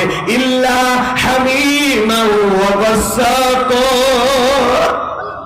এমন উত্তপ্ত ফুটান্ত গরম পানি দেওয়া হবে যা পুষ ব্যতীত কিছুই নয়। ও যশোরের মুসলমান, দেগের ভিতরে বড় বড় ফোড়া হয়, ফাটায় দিলে ভিতর থেকে কি বের হয়? টমেটো রস না পুষ? কি বের হয়? আরেকটু জোরে। হাসপাতাল থেকে সংগ্রহ করে দেব, 50,000 টাকা দিলে 1 গ্লাস খাবেন, 1 লাখ টাকা দিলে বুঝি খাবেন? শুনে ঘৃণা লাগতেছে, সি সি হুজুর, এটা কি খাওয়া যায়? এটা আমার কথা না, কথা হলো আসমানের মালিক আল্লাহ। সূরা নাবার 25 নম্বর আয়াতে আল্লাহ বলেন, ইল্লা হামিমাও ওয়া গাসসাকা, এটা হলো জাহান্নামী বান্দাদের খাবার। আমার আল্লাহ বলেন তাদেরকে এমন উত্তপ্ত ফুটান্ত গরম পানি পান করাইতে দেওয়া হবে যা পুষ ব্যতীত কিছুই নয়। ওই পুষওয়ালা দুর্গন্ধওয়ালা পানি যখন জাহান্নামী পান করবে, জাহান্নামী লারি ভুড়ি গুলো গলে গলে পিছনের রাস্তা দিয়ে বের হয়ে যাবে, চেহারাটা জ্বলছে যাবে, দেখে গোস্ত গুলো খসে খসে পড়বে। এই যদি হয় জাহান্নামের কঠিন শাস্তি, সেই জাহান্নাম থেকে বাঁচার জন্য সিজদা দিয়ে আল্লাহর কাছে কান্না করা দরকার আছে না নাই? জীবনে কি এমন কোন 2 রাকাত নামাজ আছে যে 2 রাকাত নামাজে আপনি 2 ঘন্টা চোখের পানি ছেড়ে দিয়া জাহান্নাম থেকে এবং নিজের গুনাহ মাফের আশায় কেঁদেছিলেন? এমন সিজদাকে খুঁজে পাওয়া যাবে? আওয়াজ যাবে না। কথা কোন ঠিক কিনা? নামাজ কিন্তু মনোযোগ দিয়ে পড়া লাগবে। সাহাবায়ে কেরাম কিভাবে পড়েছেন? সাহাবায়ে কেরাম যখন মরুভূমিতে সালাত আদায় করার জন্য দাঁড়িয়ে যেতেন, ওই মরুভূমির পাখিগুলো খেজুর গাছ মনে করে সাহাবীদের কাঁধের উপরে বসে থাকতো, মাথার উপরে বসে থাকতো। বিশ্বনবীর সাহাবীরা সালাতে এত মনোযোগ, এত মনোযোগ, কাঁধে পাখি পড়ে থাকে, তারপরেও তারা টের পাইতো না। বলেন সুবহানাল্লাহ। জিহাদের ময়দানে রাত্রিবেলায় বিশ্বনবী 2 জন সাহাবীকে পাহারাদার নিযুক্ত করলেন, আর এবং বিশ্বনবী এবং সাহাবায়ে কেরাম ঘুমের মধ্যে চলে গেলেন। এবার 2 জন সাহাবী পাহারা দেয়। একজন সাহাবী আরেকজনকে ডেকে বলেন, ভাই খামাকা 2 জন রাত্রি জাগরণ করে লাভ কি? আপনি একটু বিশ্রাম করেন, আমি পাহারা দেই, আবার আমি বিশ্রাম করব, আপনি পাহারা দিবেন। তারা ডিউটিটা ভাগ করে নিলেন। এবার একজন সাহাবী বিশ্রামে চলে গেলেন, আরেকজন সাহাবী দাঁড়িয়ে পাহারা দেয়, আর মনে মনে ভাবে অপচয়ে সময় নষ্ট করে কি লাভ, সময়টা একটু নামাজের মধ্যে কাটায় দেই। এই কথা ভেবে বিশ্বনবীর সাহাবী নামাজে দাঁড়িয়ে গেলেন। আর কাফেররা সুযোগ পাইয়া মনে করে এটা মানুষ না গাছ, টার্গেট করে একটা তীর নিক্ষেপ করেছেন। ডান হাতের ভিতরে তীরটা ঢুকে গেছে, আর একটা তীর নিক্ষেপ করেছেন বাম হাতের ভিতরে, তীরটা ঢুকে গেছে। বিশ্বনবীর সাহাবী অতি দ্রুত নামাজটা শেষ করার পর ওই সাহাবীকে ডেকে বলেন, ভাই তাড়াতাড়ি ঘুম থেকে জাগ্রত হন। ডেকে বলে, কি হয়েছে? বলে, ভাই তাকায় দেখেন কাফের আমাকে তীর নিক্ষেপ করেছে। বলে, ঘটনা কিভাবে ঘটলো? ডেকে বলে, ভাই আপনি বিশ্রামে চলে গেলেন, আর আমি মনে মনে ভাবলাম খামাকা দাঁড়ায় সময় নষ্ট করে কি লাভ, একটু নামাজের মধ্যে কাটায় দেই। এই কথা ভেবে নামাজে দাঁড়িয়ে গেছি, আর ওরা এই সুযোগে আমাকে তীর নিক্ষেপ করেছে। আজকে যদি আমি রাসূলুল্লাহ এবং সাহাবায়ে কেরামদের পাহারাদার না হইতাম, আজকে নামাজ পড়তে গিয়ে আমার এত মজা লাগতেছিল, নামাজ আমার কাছে এত ভালো লাগতেছিল। ওই তীর শুধুমাত্র হাতে নয়, তীর এসে আমার কলিজায় লাইগা কলিজাটা ছিদ্র করে এ পাশ ও পাশ করে দিত, তারপরেও আজকে আমি নামাজ ছাড়তাম না। সাহাবায়ে কেরামদের নামাজের মনোযোগ কত গভীর, সুবহানাল্লাহ বলেন। হযরত তালহা রাদিয়াল্লাহু তাআলা সালাত আদায় করেছেন, জঙ্গল থেকে সাপ এসে ছেলেটা খেলা করতেছিল, তাকে পেঁচিয়ে ধরেছেন। স্ত্রী মানুষজনকে ডাকলেন, ছেলেটাকে বিপদমুক্ত করলেন। হযরত তালহা নামাজ শেষে জিজ্ঞাসা করে, বিবি রে, বাড়িতে এত মানুষজন, ব্যাপারটা বুঝতে পারলাম না। ডেকে বলে, স্বামী আপনি নামাজের মধ্যে দাঁড়িয়ে গেছেন, ছেলেটা খেলা করতেছিল, জঙ্গল থেকে সাপ এসে সন্তানটাকে পেঁচিয়ে ধরেছিল, আমি মানুষজনকে ডাকলাম, ছেলেটাকে বিপদমুক্ত করলাম। এত ঘটনা আপনার চোখের সামনে ঘটে গেল, আপনি কি কিছুই বলতে পারেন না? হযরত তালহা ডেকে বলে, বিবি রে, নামাজের মধ্যে মন যদি এদিক সেদিক চলে যায়, তাহলে নামাজ তো আর নামাজ থাকে না। সুবহানাল্লাহ বলে। আর আপনি আমি নামাজ পড়ি, যশোরে মন চলে যাইবে না, বল বর্ডারে কথা কম। আপনি আমি নামাজ পড়ি, জিগরগাছা বাজার মন চলে যায় ঢাকা শহরে, নামাজের মধ্যে মন খালি তিরিং বিরিং করে। নামাজ পড়ে পায়রা ডাঙ্গা, মন চলে যায় চুয়াডাঙ্গা। কথা কোন ঠিক কিনা? আমাদের নামাজের ভিতরে মন স্থির থাকে না, আমাদের মন বড় অস্থির উতালা। কথা কন আছে না নাই? আছে না নাই? নামাজের ভিতরে দাঁড়ায়া দুনিয়াবি নানান চিন্তা ভাবনা মনে হয়। কথা কন ঠিক না? এজন্য একটি গবেষণায় বলা হয়েছে বাংলাদেশের কিছু কিছু মুসল্লিদের মন 8 সেকেন্ড নামাজের ভিতরে স্থির থাকে না। আমাদের মন বড় অস্থির, আমাদের পাগল মন খালি ছটফট করে। কথা কন ঠিক না? এখন গোলাম রব্বানি কইলেই দোষ। আছে না নাই? আছে না? আমাদের কি মন বলেন তো? পাগল মন। জোরে বলেন কি মন? পাগল মন। মন রে মন কেন উল্টো পাল্টা বলে, ও পাগল মন। মন রে মন কেন মসজিদে না যায় রে, আল্লাহ রে কোন দুনিয়ায় পাঠাইলাই আমারে। বর্তমানের নারী পুরুষ সমান সমান মাপ, লম্বা চুল কাটিয়া আবার মাথায় লাগাই ক্যাপ, আল্লাহ রে কোন দুনিয়ায় পাঠাইলাই আমারে। ঠিক কিনা? হিন্দি গানের টান মারিয়া রাস্তা হাইটা যায়, আবার কারো সুরে সুরে বুকটা হাইটা যায়, আল্লাহ রে কোন দুনিয়ায় পাঠাই লাই আমারে। জিন্সের প্যান্ট শার্ট পরিয়া রাস্তা হাইটা যায়, পোলানা মাইয়া ওইটা সিনা বড় দায়, আল্লাহ রে কোন দুনিয়ায় পাঠাই লাই আমারে। আছে না নাই? কপালে এদিক খেয়াল করেন, কানে পড়ছে দুল, কপালে পড়ছে টিপ। কাছে যদি যা বলেন বিলকিস আবা কয় না আমি আবুল। বুখারী শরীফের স্পষ্ট হাদিস, আল্লাহ রাসূল বলেছেন কোন পুরুষ যদি নারীর বেশ ধারণ করে আর কোন নারী যদি পুরুষের বেশ ধারণ করে আল্লাহর লানত তাদের উপরে। কথা বলে ঠিক কিনা? এরপরে দেশের কিছু মা বোনেরা পোশাকের স্বাধীনতার নামে ঢাকা শহরে আন্দোলন করলো। যুবক তোমরা কি ভুলে গেছো? ওরা কি বলে? আমরা পোশাকের স্বাধীনতা চাই। কেমন স্বাধীনতা? বলে দাদি নানি ব্লাউজ ছাড়া শাড়ি পরেছিল, আমরা পরতে চাই। আপত্তি করি নাই। কথা কর ঠিক কিনা? দাদি নানি ব্লাউজ ছাড়া শাড়ি পরেছিল, এখন অভাবের কারণেই পড়ুক আর গরমের কারণেই পড়ুক, কোন দাদি কি শাড়ি পরে বিশ্ব রোডে গিয়ে আন্দোলন করে বলেছিল আমি তোমার দাদি দেখে যাও শাড়ি পরেছি? বলেছিল? তোমরা কেন বলো? দাদি নানি ব্লাউজ ছাড়া শাড়ি পরে পুরো দেহটা ঢেকে রেখেছিল, আর তুমি বোন ব্লাউজ ছাড়া শাড়ি পরে পুরো পিঠটা এমন কাঁধে ফাঁকা রাখছো মনে হয় ওই জায়গায় আর্জেন্টিনার ব্রাজিলের ফাইনাল ফুটবল ম্যাচ হবে। কথা বলতে দেখে না? আছে না নাই? আছে না নাই? দাদি নানির সাথে তুলনা করো, আগেকার দাদি নানির তো কোনো তুলনাই হয় না। তারা তো সব চাইতে ভালো মানুষ ছিল। কথা বলতে দেখে না? এত নম্র ভদ্র। আগেকার দাদি নানি 12 হাত শাড়ি দিয়া ব্লাউজ ছাড়া পরে পুরো শাড়িদের দেহটা ঢাকছিল, কোন জায়গায় কোনো কিছু দেখার উপায় নাই। কথা বলেন নাকি আপনারা? দাদি নানির ঘোমটা, আগেকার দাদি নানি পুরুষের কণ্ঠের আওয়াজ পাইলে ঘরের কোণাতে লুকাইতো, পুরুষের সামনে যাইতো না, ডর করতো, স্বামীকে পর্যন্ত সোনা কথা কইতো না আগেকার দাদি নানি। আর এখনকার মা বোনেরা দরজায় এসে যদি কেউ ডাক দেয়, পুরুষের কণ্ঠ যদি পায়, দরজা ফাঁক করে বলে আসেন আসেন, বসেন, কাকে খুঁজতেছেন? বাদশা। বাদশা তো আমারই স্বামী, আসেন একটু চা দে ভাই, একটা বিস্কিট খেয়ে যান। এমন কায়দায় ডাকতেছে মনে হয় আর মায়ের পেটের ভাই।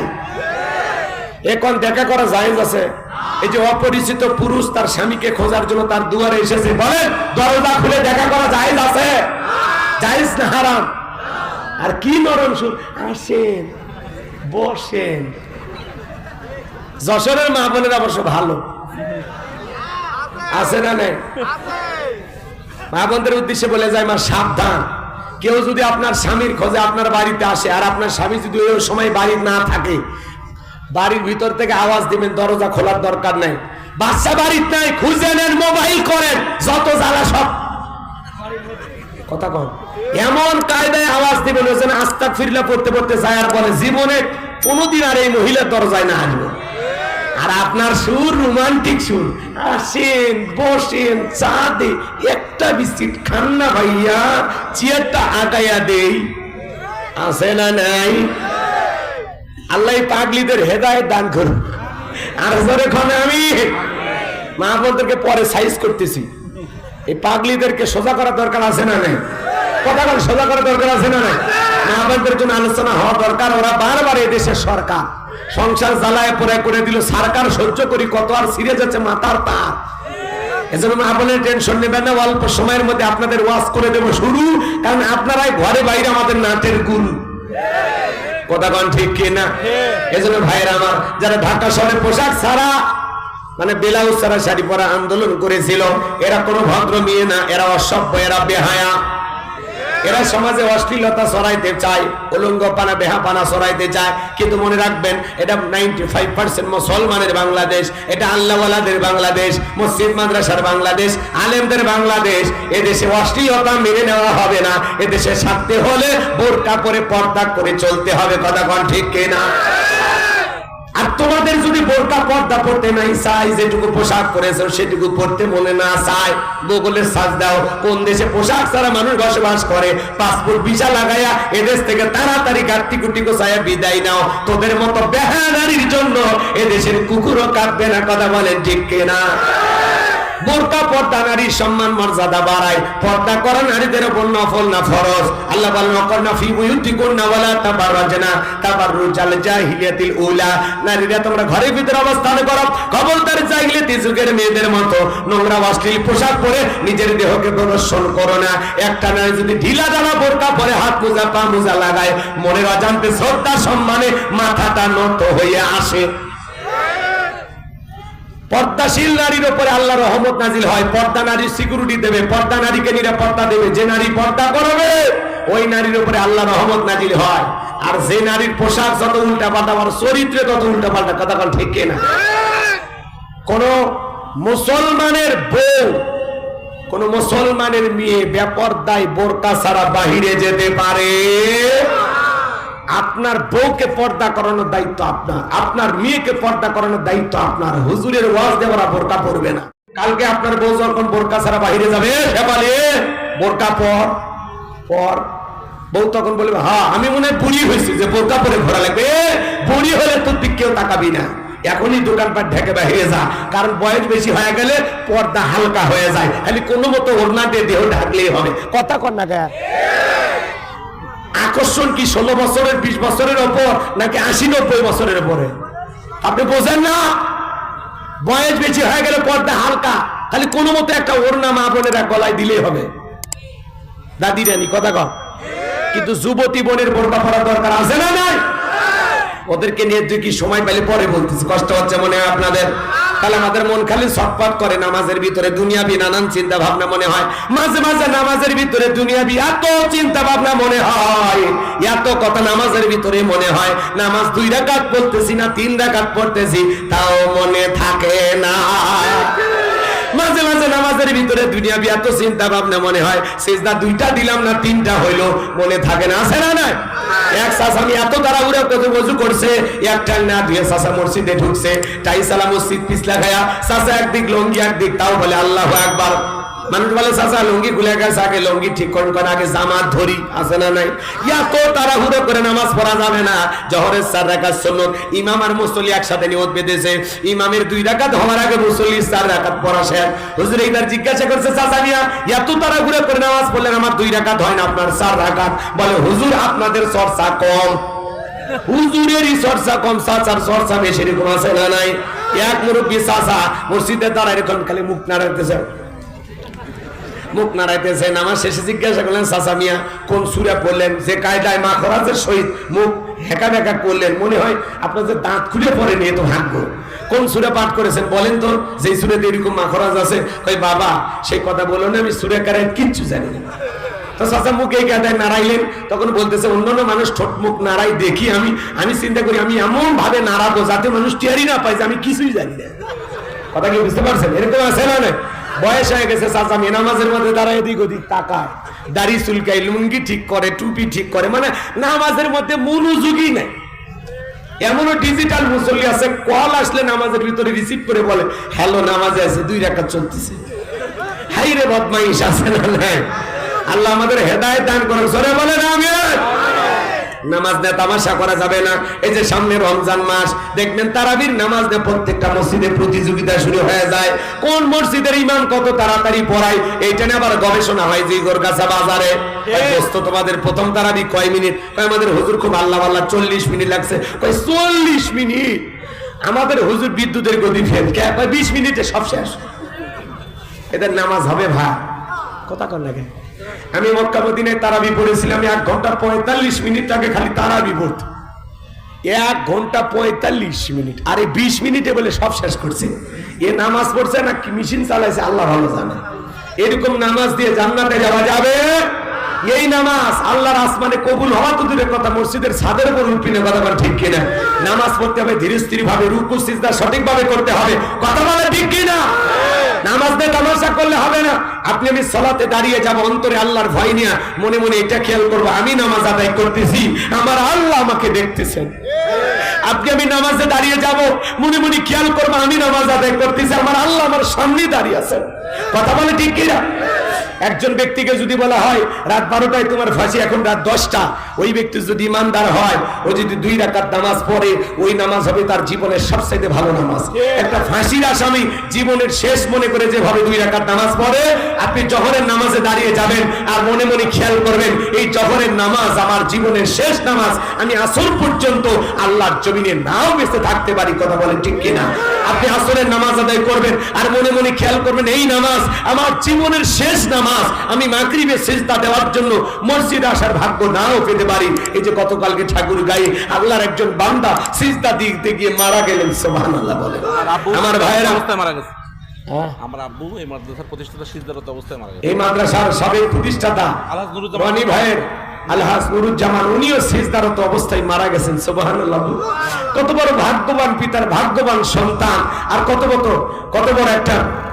একজন ভাগ্যবতী রমণী যে তার স্বামীকে এমন ভাবে পেয়েছেন, কথা বলে ঠিক কিনা? আমার মা আল্লাহ দোয়া কোরআন শরীফ পড়ছিল। আল্লাহ তাআলার কাছে দোয়া করতেছি রনি ভাইয়ের বাবার কবরকে আল্লাহ জান্নাতের বাগান বানিয়ে দেন, জোরে বলেন আমিন, আরো জোরে বলেন আমিন। যারা এই অবস্থায় মৃত্যুবরণ করে এরা যে ভাগ্যবান, এরা যে জান্নাতি, এরা যে ইমানদার, এরা যে আল্লাহ পছন্দের গোলাম, এতে আর সন্দেহ থাকে না, কথা বলে ঠিক কিনা?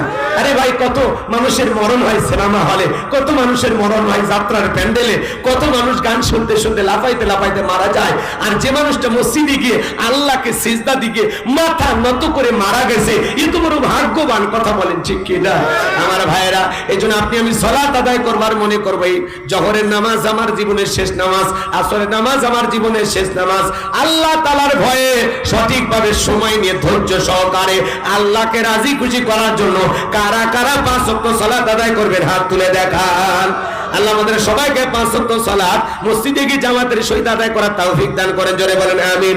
আল্লাযীনা হুম ফি সালাতিহিম খাশিউন, যারা নিজেদের সালাত বিনয়ের সহিত নম্রতার সহিত খুশু খুশু ভাব দিয়ে আল্লাহর ভয় নিয়ে আদায় করে, তাহলে আল্লাহর ভয়ে 5 ওয়াক্ত সালাত আদায় করব ইনশাআল্লাহ। এবার মুমিন বান্দার 2 নাম্বার গুণাবলী, ওয়াল্লাযীনা হুম আনিল লাগবি মুরিদুন। মুমিন বান্দার 2 নাম্বার গুণাবলী, অনর্থক কথাবার্তা বলা যাবে না। এক জায়গায় বসে আলতু ফালতু গল্প করে, চায়ের কাপে ঝড় তোলে, 2-3 ঘন্টা গল্প করে, একবারও আল্লাহর নাম নেয় না। অমুক খারাপ, তমুক খারাপ, এ ভালো না সে ভালো না, মনে হয় গীবত কমিটির সভাপতি সেক্রেটারি বসে গেছে। এরকম বাসাল প্রকৃতির মানুষ আছে না নাই? আপনি যে এত কথা বলেন, আপনি কি ভুলে গেছেন আপনার জবানের প্রত্যেকটা কথা রেকর্ড করা হচ্ছে, আর প্রত্যেকটা কথার ব্যাপারে আল্লাহর কাছে জবাব দিতে হবে। মা ইয়ালফিজু মিন কাউলিন ইল্লা লাদাইহি রাকিবুন আতীদ, বান্দা এমন কোনো কথা বলে না যে কথা রেকর্ড করার জন্য আমার ফেরেশতারা নাই। আপনার জবানের প্রত্যেকটা কথার জবাব আল্লাহর কাছে দেবে। এজন্য উল্টা পাল্টা অনার্থক অপ্রয়োজনীয় কথা বলার কোনো সুযোগ নাই, কথা কয় না? আপনি প্রয়োজন যতটুকু কথা বলবেন ততটুকু, প্রয়োজনের অতিরিক্ত কথা বলা থেকে বিরত থাকবেন, কথা কয় না? মুমিন বান্দা কথা বলবে ততটুকু প্রয়োজন যতটুকু, মুমিন বান্দা জবান দিয়ে সে কথাগুলো বলবে যে কথাগুলো সওয়াব হবে, কথা বল ঠিক কিনা? আপনি এত বেসাল কেন পারেন? আপনার মুখ দিয়ে এত গল্প কিসব? চুপ করে থাকেন। মানুষ সমাতা না যা, চুপ থাকাও না যাতে লক্ষণ, যে চুপ থাকে সেও না যাত পারে, কথা বল ঠিক কিনা? আপনি এত কথা কেন বলেন রে ভাই? মোবাইলে কথা বলেন, বিল দেয়া লাগে, জবানে কথা বলতেছেন, এর বিল নাই। বিল কেমনে নেবে? আপনার কথার জবাবের মাধ্যমে। আপনি যে বলতেছেন অপ্রয়োজনীয় কথা, মানে এমনি এক জায়গায় বসে 2-3 ঘন্টা গল্প। আগেকার মহিলারা গিবত পরনিন্দা সকল ঘুরে এগুলো করতো, এখন পুরুষেরা ধরে গেছে। 3 পুরুষ এক জায়গায় বসে যদি চা খায়, এলাকার সব তত্ত্ব নিয়ে আলোচনা হয়। এ কথা কন নাকি আপনারা? এই চাচা মিয়া, এই যে সমস্যা হচ্ছে আপনাদের, দোয়া করবো, একটু নড়াচড়া করিয়েন না। এখনো 30 মিনিট ঘড়ি ধরে সময় আছে, এর মধ্যে আমার হয়ে যাবে ইনশাআল্লাহ। নামাজ এই জায়গায় হবে, লাফালাফি করার কোনো দরকার নেই, একটু ধৈর্য নিয়ে বসে। কষ্ট হচ্ছে আপনাদের? আমার ভাইয়েরা তাড়াহুড়ো করে আমি বলতেছি, একটু মনোযোগ দিয়ে শুনবেন, তাহলে অনর্থক কথাবার্তা বলা যাবে না। মুমিন বান্দা জবান দিয়ে সে কথা বলবে যে কথা বললে সব হয়, কথা বল ঠিক কিনা? মুমিনের টাকা হলে মুমিন সিনেমা হল বানাবে না, যাত্রা গানের আয়োজন করবে না, গানের কনসার্ট দেবে না, মদের বার দেবে না, সিনেমা হল বানাবে না। মুমিনের টাকা হলে মুমিন মসজিদ বানাবে, মাদ্রাসা বানাবে, ঈদগাহ মাঠ বানাবে, কবরস্থান বানাবে, রাস্তার মধ্যে 10টা ফলের গাছ লাগায় দিবে, পুকুরের ঘাট বানায় দিবে, দুঃখী মানুষের সেবা করে টাকাটা ব্যয় করবে, কথা কন ঠিক কিনা? পুকুর বানায়, কাঁটাতারে বেড়াতে লেখা রাখে তালুকদার সাহেবের ভিআইপি পুকুর, জনসাধারণের প্রবেশ নিষেধ, কুকুর হইতে সাবধান। পুকুরের গরম, সম্পদের গরম, রাস্তাঘাটের গরম, টাকার গরম আছে না নাই? যারা ভালো মানুষ তারা এগুলো গরম দেখাবে না, তারা হবে বিনয়ী, কথা কন ঠিক কিনা? আল্লাহ যদি সম্পদ দেয়, ভালো কাজে ব্যয় করার দরকার আছে না নাই? মুমিন বান্দার 2 নাম্বার গুণাবলী, অনর্থক জিনিস কান দিয়ে শ্রবণ করা যাবে না। যুবক রে, তুমি কানের ভিতরে ইয়ারফোন লাগায় গান শোনো, রূপবানে নাচে কমর দোলাইয়া, আল্লাহর ফেরেশতারা কবরে নে পিটাবে ঝোলাইয়া ঝোলাইয়া। এই গান আল্লাহ গান শোনার জন্য দেয় নাই। একজন যুবক সিরাজগঞ্জের রেল লাইন পার হয়ে যাচ্ছে, কানের ভিতরে ইয়ারফোন লাগাইয়া, টেনে এসে ধাক্কা মারিয়া 3 টুকরা করে ধুয়ে গেছে। মরার পরেও কানের ভিতরে ইয়ারফোন লাগানো ছিল। এখন কবরে যা, ফেরেশতার তোর জায়গা মতো বাদ্যযন্ত্র বাজায় দেবে, কথা কোন ঠিক কিনা? লাহওয়াল হাদিস সূরা লোকমানের 6 নম্বর আয়াতের শব্দের দ্বারা গান বাজনা, বাদ্যযন্ত্র, গিটার, তবলা মুসলমানদের জন্য আল্লাহ হারাম করে দিয়েছে, কথা কোন ঠিক কিনা? কথা কয় না কেন? এরপরেও মুসলমানের শিক্ষা ব্যবস্থার ভিতরে লীলাবালির গান ঢুকানো হচ্ছে, কথা কয় না কেন? আজকে শিক্ষা ব্যবস্থাকে ধ্বংস করার জন্য নানামুখী ষড়যন্ত্র চলতেছে, আছে না নাই? মাদ্রাসা শিক্ষার বই পুস্তকের ভিতরে পর্যন্ত হারমোনিয়ামের ছবি, হিজাব ছাড়া নারীদের ছবি, আছে না নাই? শরীফ থেকে শরীফার গল্প, মুন্না থেকে মুন্নি, কথা আছে না নাই? শিমুল থেকে শেফালি, নাকি কোন নানা ধরনের গুজব আপনাকে আমাকে বোঝানো হচ্ছে। আর যাই হোক, আল্লাহ তাআলা যারা আমাদের দায়িত্বশীল আছেন, শিক্ষামন্ত্রী সহ, আল্লাহ যেন তাদেরকে সঠিক বুঝ দান করেন। আরো যারা বলেন আমি, যেহেতু দিনের বেলায় সময় বড় কম, এদিক সেদিক আমি গেলাম না, আপনারা একটু সচেতন থাকবেন, ঠিক আছে তো ইনশাআল্লাহ? নাটক, সিনেমা, অভিনয়, ভর্তা, ডাল ভাজি, ওই ঘুম পাড়া, এগুলো শেখানোর জন্য আমরা বাচ্চাকে স্কুলে পাঠাচ্ছি না, কথা কন না কেন? এগুলো পারিবারিক শিক্ষা, এগুলো মা বোনেরাই শিখিয়ে দেবে, কথা কন ঠিক কিনা? কখন কোন সময় কি ব্যবহার করা লাগবে বলে বই পড়ে শেখা লাগে না। এখনকার বাচ্চা কাছে এমনি আপডেট, কথা কয় না কেন? আবার হলে বই পুস্তকে দিলে আরো বেশি বেহায়াপনা হবে, লজ্জা শরম আরো কমে যাবে, কথা কয় না কেন? আর যার লজ্জা শরম নাই, এরা কি করে ওরা নিজেরাও জানে না। কথাকে বোঝা গেল? সামনের দিকে যাই বাজান গো আমার, আমি যে কথা বলতে চাচ্ছিলাম গভীর মনোযোগ দিয়ে শোনেন। মুমিন বান্দার 2 নম্বরে গুণাবলী, অনর্থক জিনিস কান দিয়ে শ্রবণ করা যাবে না। হক্কানি উলামা ইকরামদের বয়ান শুনতে হবে, ইসলামী সঙ্গীত শুনতে হবে, কোরআন তেলাওয়াত শ্রবণ করতে হবে, ভালো ভালো কথা কান দিয়ে শ্রবণ করতে হবে, কথা বলেন ঠিক কিনা? তাহলে মুমিন বান্দার 2 নম্বরে গুণাবলী, মুমিন বান্দা জবান দিয়ে সে কথা বলবে, যে কথা বললে সব হয়। মুমিন বান্দা সেই কাজ চালু করবে, যে কাজ চালু করলে সব হয়। মুমিন বান্দা সেই জিনিসগুলো শ্রবণ করবে যেগুলো শুনলে সব হয়। এক কথায় সব আছে যেখানে আমরা আছি সেখানে, আর গুনাহ আছে যেখানে আমরা নেই সেখানে। তাহলে আল্লাহ তাআলা আমাদের সবাইকে সকল গুনাহ থেকে আল্লাহর ভয়ে বেঁচে থাকার তৌফিক দান করুন, জোরে বলুন আমিন। এবার মুমিন বান্দার 3 নাম্বার গুণাবলী, ওয়াল্লাযীনা হুম লিয-যাকাতি ফাঈলুন। মুমিন বান্দার 3 নাম্বার গুণাবলী, আল্লাহ যদি মুমিন বান্দাকে নিসাব পরিমাণে সম্পদের মালিক বানায় দেয়, মুমিন বান্দাকে আল্লাহ যদি ধনী বানায় দেয়, মুমিন বান্দা সক্রিয়ভাবে হিসাব করে করে কয় লক্ষ টাকার কয় হাজার টাকা যাকাত আসে, কয় কোটি টাকার কয় লাখ টাকা যাকাত আসে, মুমিন বান্দা সক্রিয়ভাবে হিসাব করে করে বছরে একবার যাকাত দেবে কার ভয়ে? যাকাত দেওয়া নফল না ফরজ? নামাজ যেমনি ফরজ, যাকাত দেওয়া তেমনি ফরজ। স্বাধীনতার 52 বছর কেটে গেল, যারা যাকাত দিচ্ছে দিয়ে যাচ্ছে, যারা নিচ্ছে নিয়ে যাচ্ছে, মানুষের ভাগ্যের কোনো পরিবর্তন হচ্ছে না। কথা বলেন ঠিক কিনা? যারা যাকাত দেয় এরা পাইছে জাকাত মানে শাড়ি লুঙ্গি নিয়ে আসে 5000, মানুষ আছে 50,000, ঠেলা ঠেলি কুদাকুদি করে পায়ের তলে পরে কয়েকজন করে মেরে ফেলে দেয়, কয়েকজন মানুষ আহত হয়। যারা পায়ের তলে জাকাতের শাড়ি লুঙ্গি বিতরণ করতে গিয়ে মানুষ পায়ের তলে ফেলে মেরে ফেলে দেয়। আপনারা বলেন তো এদের জাকাত কি আল্লাহর দরবারে কবুল হবে? আর যাকাত দেওয়ার এটা পদ্ধতি না। নিজের পরনে পরে থাকা মানুষের লুঙ্গি 500 টাকা 1000 টাকা দাম, আর গরিবকে দেয় 200 টাকা লেটর লুঙ্গি, পরে থাকলে আমার জান্নাত জাহান্নাম সব বোঝা যায়। আছে না নাই? নিজের বউরে পরে 5000 10,000 টাকা দামের শাড়ি, আর গরিব মহিলাকে দেয় 300 টাকা দামের শাড়ি, ধুয়ে দিলে শাড়ি না মশারি খুঁজে পাওয়া যায় না। হে বড় লোক, এই শাড়ি তোমার বউরে পরায়ও, এই শাড়ি তোমার মেয়েরে পরায়, কথা কোন ঠিক কিনা? দিতে হলে ভালো দেন, রুচিশীল কাপড় দেন। 1000 দেওয়ার দরকার নাই, 500 দেন, ভালো দেন। কথা কোন ঠিক কিনা? আর যাকাত মানে শাড়ি লুঙ্গি না। হযরত ওমর ফারুক ডেকে বলেন, যাকাতের অর্থ এমন ভাবে দাও যাতে ওই ব্যক্তি পরবর্তী বছরে যাকাতের টাকার জন্য আর কারো দুয়ারে লাইন না দেয়। কথা কোন ঠিক কিনা? এই ছেলেটা বেকার বসে আছে, পরে যাকাতের 1 লাখ টাকা দিয়ে একটা অটো ভ্যান বা রিক্সা কিনে দেন, এটা চালায় আর ভাগ্যকে পরিবর্তন করবে। কথা কোন ঠিক কিনা? এই ছেলেটা বেকার বসে আছে, ওরা আপনি জীবনের কাছে বাজারে একটা 1-1.5 লাখ টাকাতে ছোটখাটো ব্যবসা প্রতিষ্ঠান ধরায়া দেন, 5-7-10 বছর পরে ব্যবসা বাণিজ্য করে ও নিজেও যাকাত দেবে। কথা কোন ঠিক কিনা? একটা বিধবা নারী এসে শাড়িতে কি লাভ? সেলাই মেশিন কিনে দেন, 2টা ছাগলের বাচ্চা কিনে দেন, 2টা গাভী গরু কিনে দেন, এগুলো লালন পালন করে ভাগ্যের চাকা ঘুরাবে। যাকাতের অর্থ দিয়ে মানুষের কর্মস্থানের ব্যবস্থা করতে হবে। যাকাত আসছে সমাজের দারিদ্র বিমোচন করার জন্য, যাকাত আসছে অভাবমুক্ত সমাজ রাষ্ট্র দেশ গড়ার জন্য, যাকাত আসছে রাস্তার এই পারে 10 তালা এই পারে গাছতলার ব্যবধান দূর করার জন্য, যাকাত আসছে সমাজে পদে পড়ে থাকা দুঃখী মানুষের মুখে হাসি ফোটায়া তাদের অধিকার প্রতিষ্ঠিত করার জন্য। বাংলাদেশের অর্থনীতি যাকাত ভিত্তিক না সুদ ভিত্তিক? একটু কথা বলেন ভাই, যাকাত ভিত্তিক না সুদ ভিত্তিক? সুদ ভিত্তিক অর্থনীতি হালাল না হারাম? হারাম অর্থনীতি দিয়ে বাংলাদেশকে কেউ দারিদ্র মুক্ত করতে পারবে না।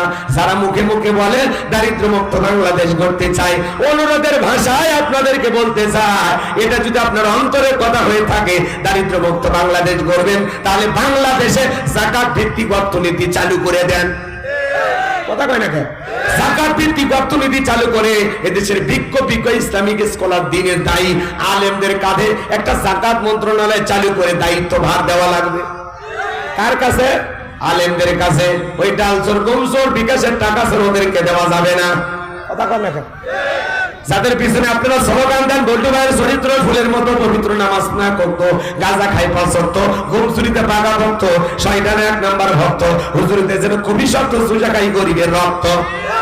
মাননীয় প্রধানমন্ত্রী করোনা মহামারীর সময় 50 লক্ষ মানুষকে ভালোবেসে 2500 করে টাকা বিকাশে দিল। নেতা কি করেছিল? নিজের বইয়ের নামে সিম কার্ড কিনে তার ভিতরে 2500 টাকা ঢুকাইছে। আপনারা নেতা মেয়ের নামে সিম কার্ড কিনে তার ভিতরে টাকা ঢুকাইছে। এদেশের এমনও নেতা আছে এতটা লুবি, প্রতি তার নামে বরাদ্দ হলে সেখানেও খাবে। এ কথা কয় না বারে, একটু জবাব দেন। খারাপ লাগতেছে? এরকম লুবি লোক আছে না নাই? পোস্টার লেখা থাকে গরিবের বন্ধু, আর বয়স্ক ভাতার কার্ড দিতে গেলে 5-10 হাজার খায়, প্রতিবন্ধী মানুষের কাছ থেকে পর্যন্ত টাকা খায়। আর যাই হোক, এরা কখনো জনগণের বন্ধু হতে পারে না। কথা কোন ঠিক কিনা? 5 বছর আগে হুন্ডা কেনার টাকা না, এখন গাড়ি নিয়ে ঘরে, বাড়ি শুধু যশোরে না ঢাকাতেও আছে।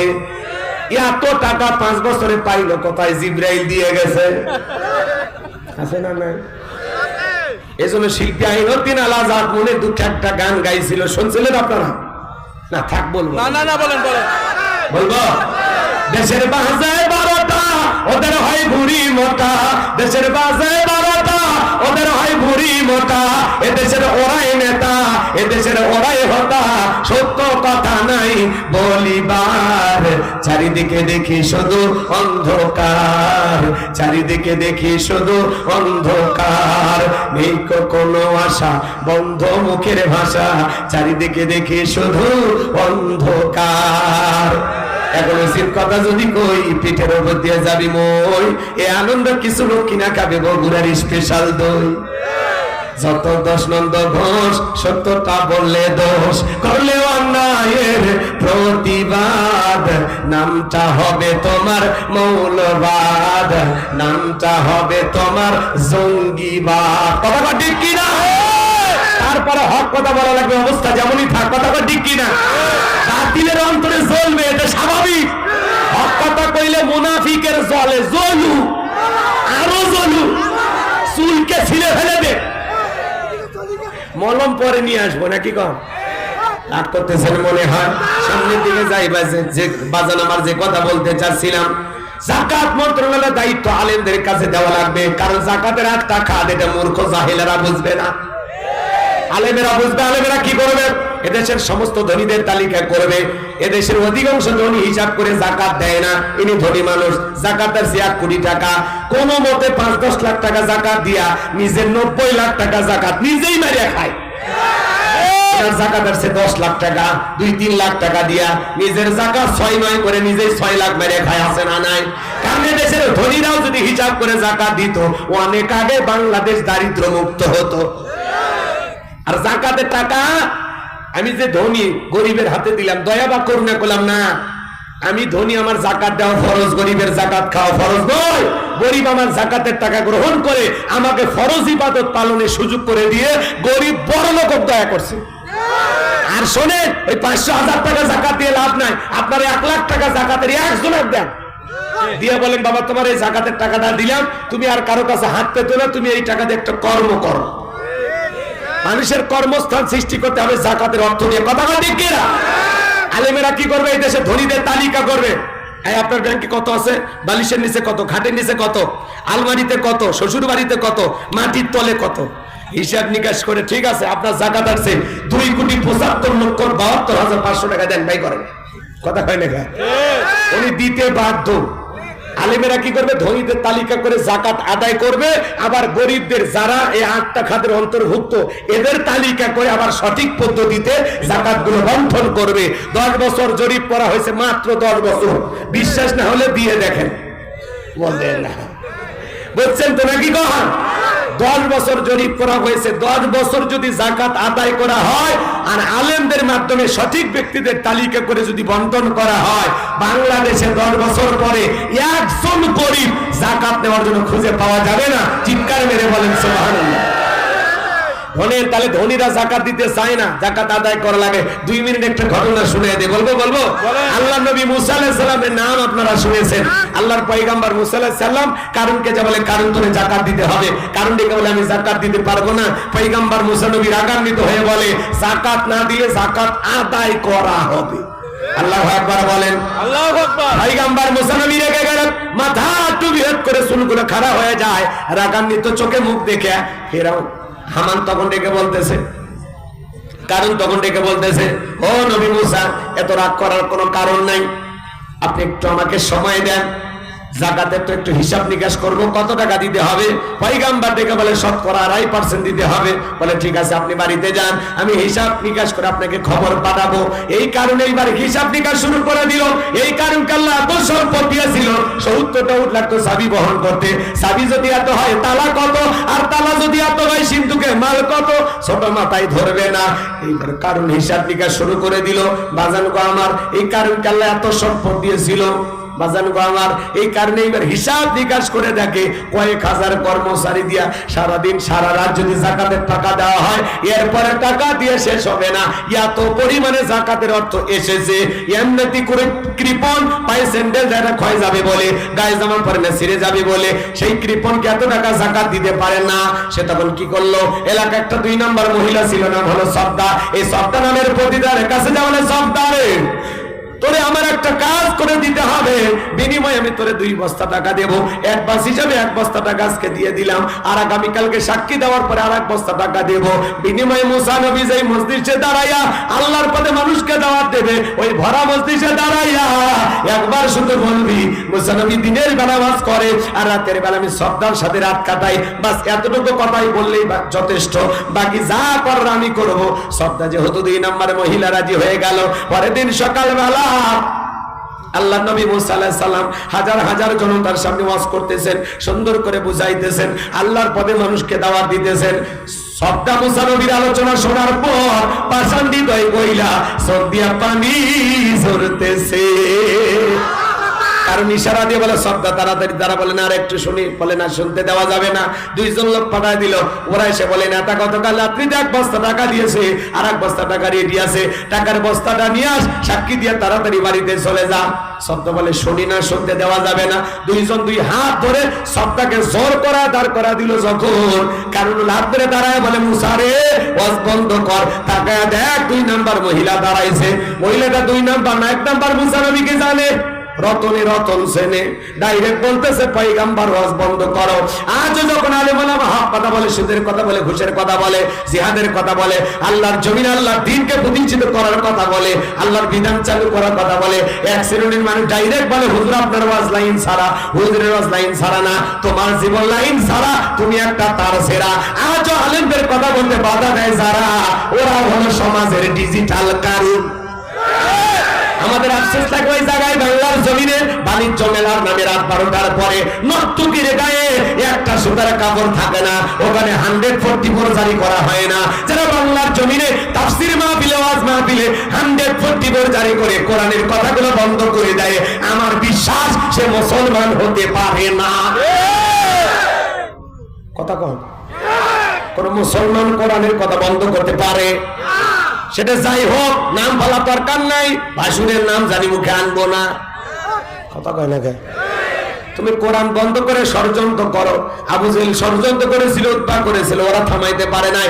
ইসলামকে থামিয়ে দিতে চাইবে যারা, ওদের জীবনকে আল্লাহ থামিয়ে দেবে। নরকামার কি বানাবে, কথা কন ঠিক কিনা?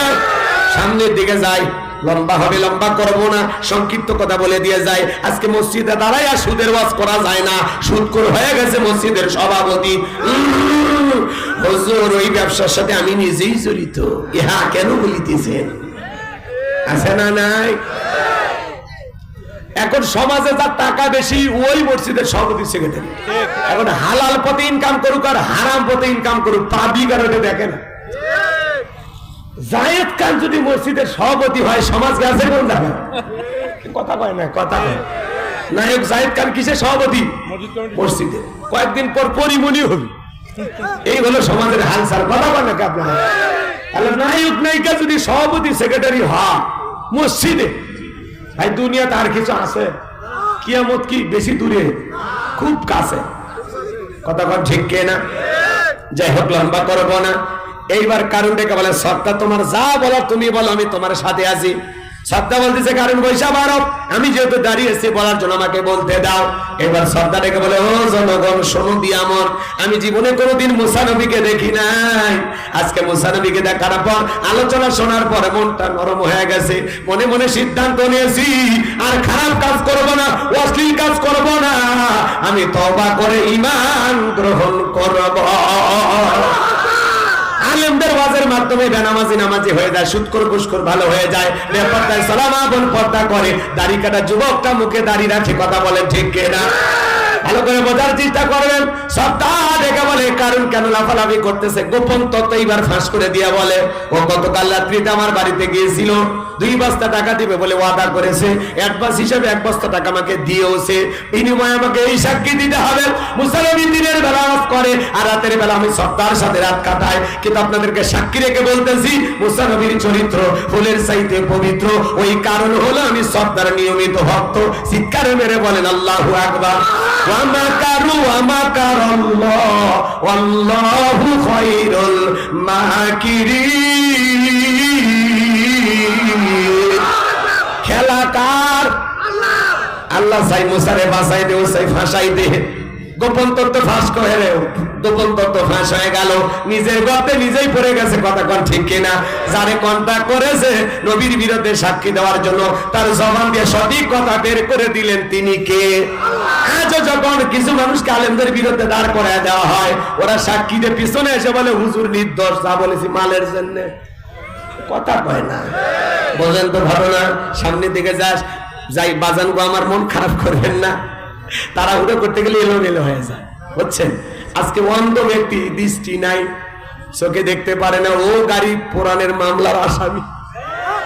এই সমাজ গেছে কথা, ব্যক্তি আসামি, আপনি অন্ধ ব্যক্তি। রাগ করতেছেন মনে হয়? দুঃখ রাখবেন কোথায়? মরা মানুষের নাম পর্যন্ত তালিকায় থাকে। আজকে সমাজের হালচাল বলা যায় না বাজান।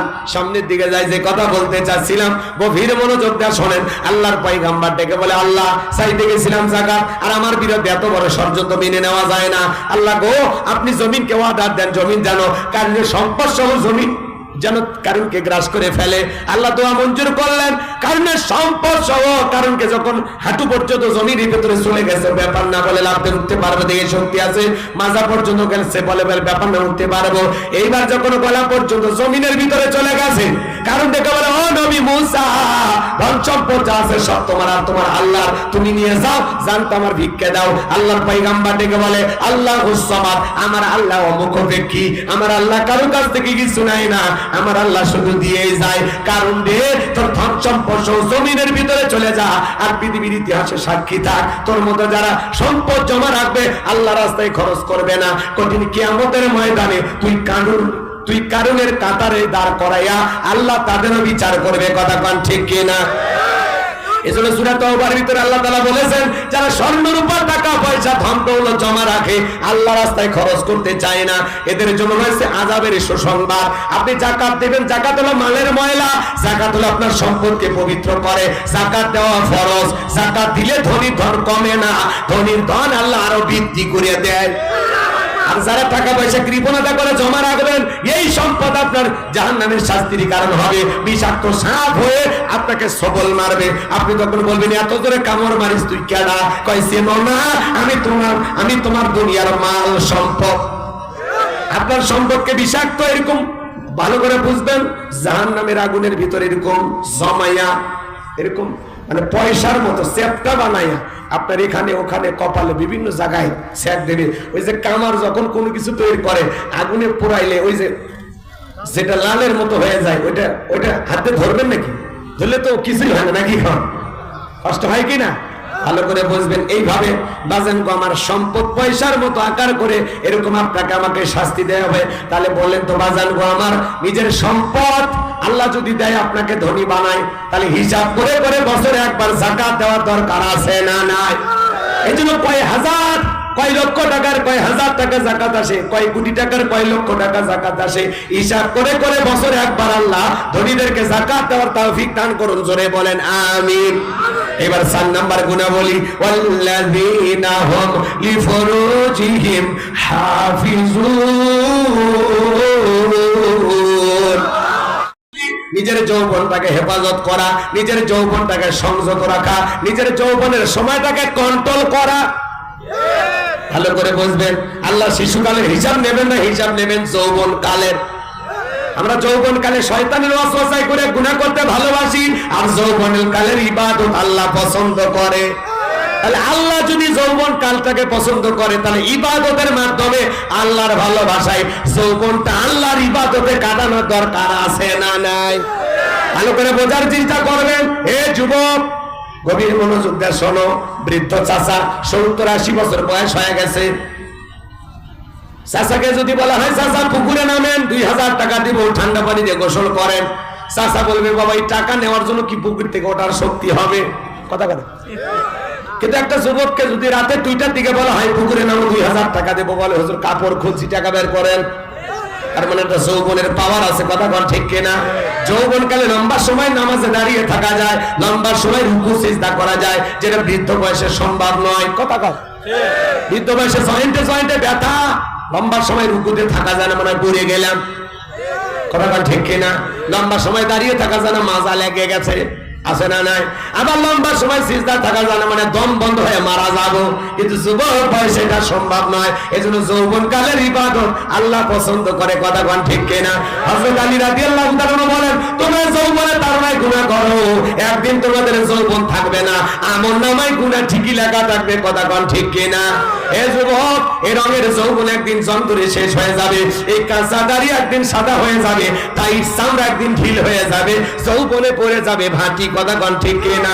তোমার গহনা দিন ফু রাইয়া যাইবে, গহনা দিন ফু রাইয়া যাইবে, যৌবনে লাগবে ভাটি। ওই যে দেখো ডাকিতেছে তোমায় কবরের মাটি, ওই যে দেখো ডাকি যেদিন সন্ধ্যার আগেই ডুবের বেলা, এক মিনিটেই ভেঙ্গে যাবে তোর রঙ্গেরই মেলা। যেদিন সন্ধ্যার আগেই ডুবের বেলা, এক নিমিষেই ভেঙ্গে যাবে তোর রঙ্গেরই মেলা। কারে দিবা তুমি জোরে ধমক, কারে দিবা তুমি জোরে ধমক, কারবা মাথাই বাংলা লাঠি। ওই যে দেখো ডাকিতেছে তোমায় কবরের মাটি। কথা বলে ঠিক কি? কষ্ট পাচ্ছেন? খবর পেয়ে আসবে আত্মীয় স্বজন, তোমারই চার পাশে বৈশা সবাই করিবে কান্দন। সাজাইবে তোমায় মনের মতন, সাজাইবে তোমায় মনের মতন, কি সুন্দর পরিপাটি। ওই যে দেখো ডাকিতেছে তোমায় কবরের মাটি। কথা বলে ঠিক কিনা? হীরা মরো তুমি, হীরা মরো তুমি মায়ারি পিছে, এত আশা ভালোবাসা সবই যে মিছে। কোন দিন জানো আইসা পরে, কোন দিন জানো আইসা পরে আজরাইলের হাতে চিঠি। ওই যে দেখো ডাকিতেছে তোমার কবরের মাটি। কথা বলেন ঠিক কিনা? যুবক রে, এই যৌবন কালে আমরা গুনাহ করতে ভালোবাসি, যৌবন কালের ইবাদত আল্লাহ পছন্দ করেন। কথা কোন ঠিক কিনা? তাহলে যৌবন কালে আল্লাহর ইবাদতের সময় কাটানোর দরকার আছে না নাই? নিজের যৌবনটাকে কন্ট্রোল করা রাখবে।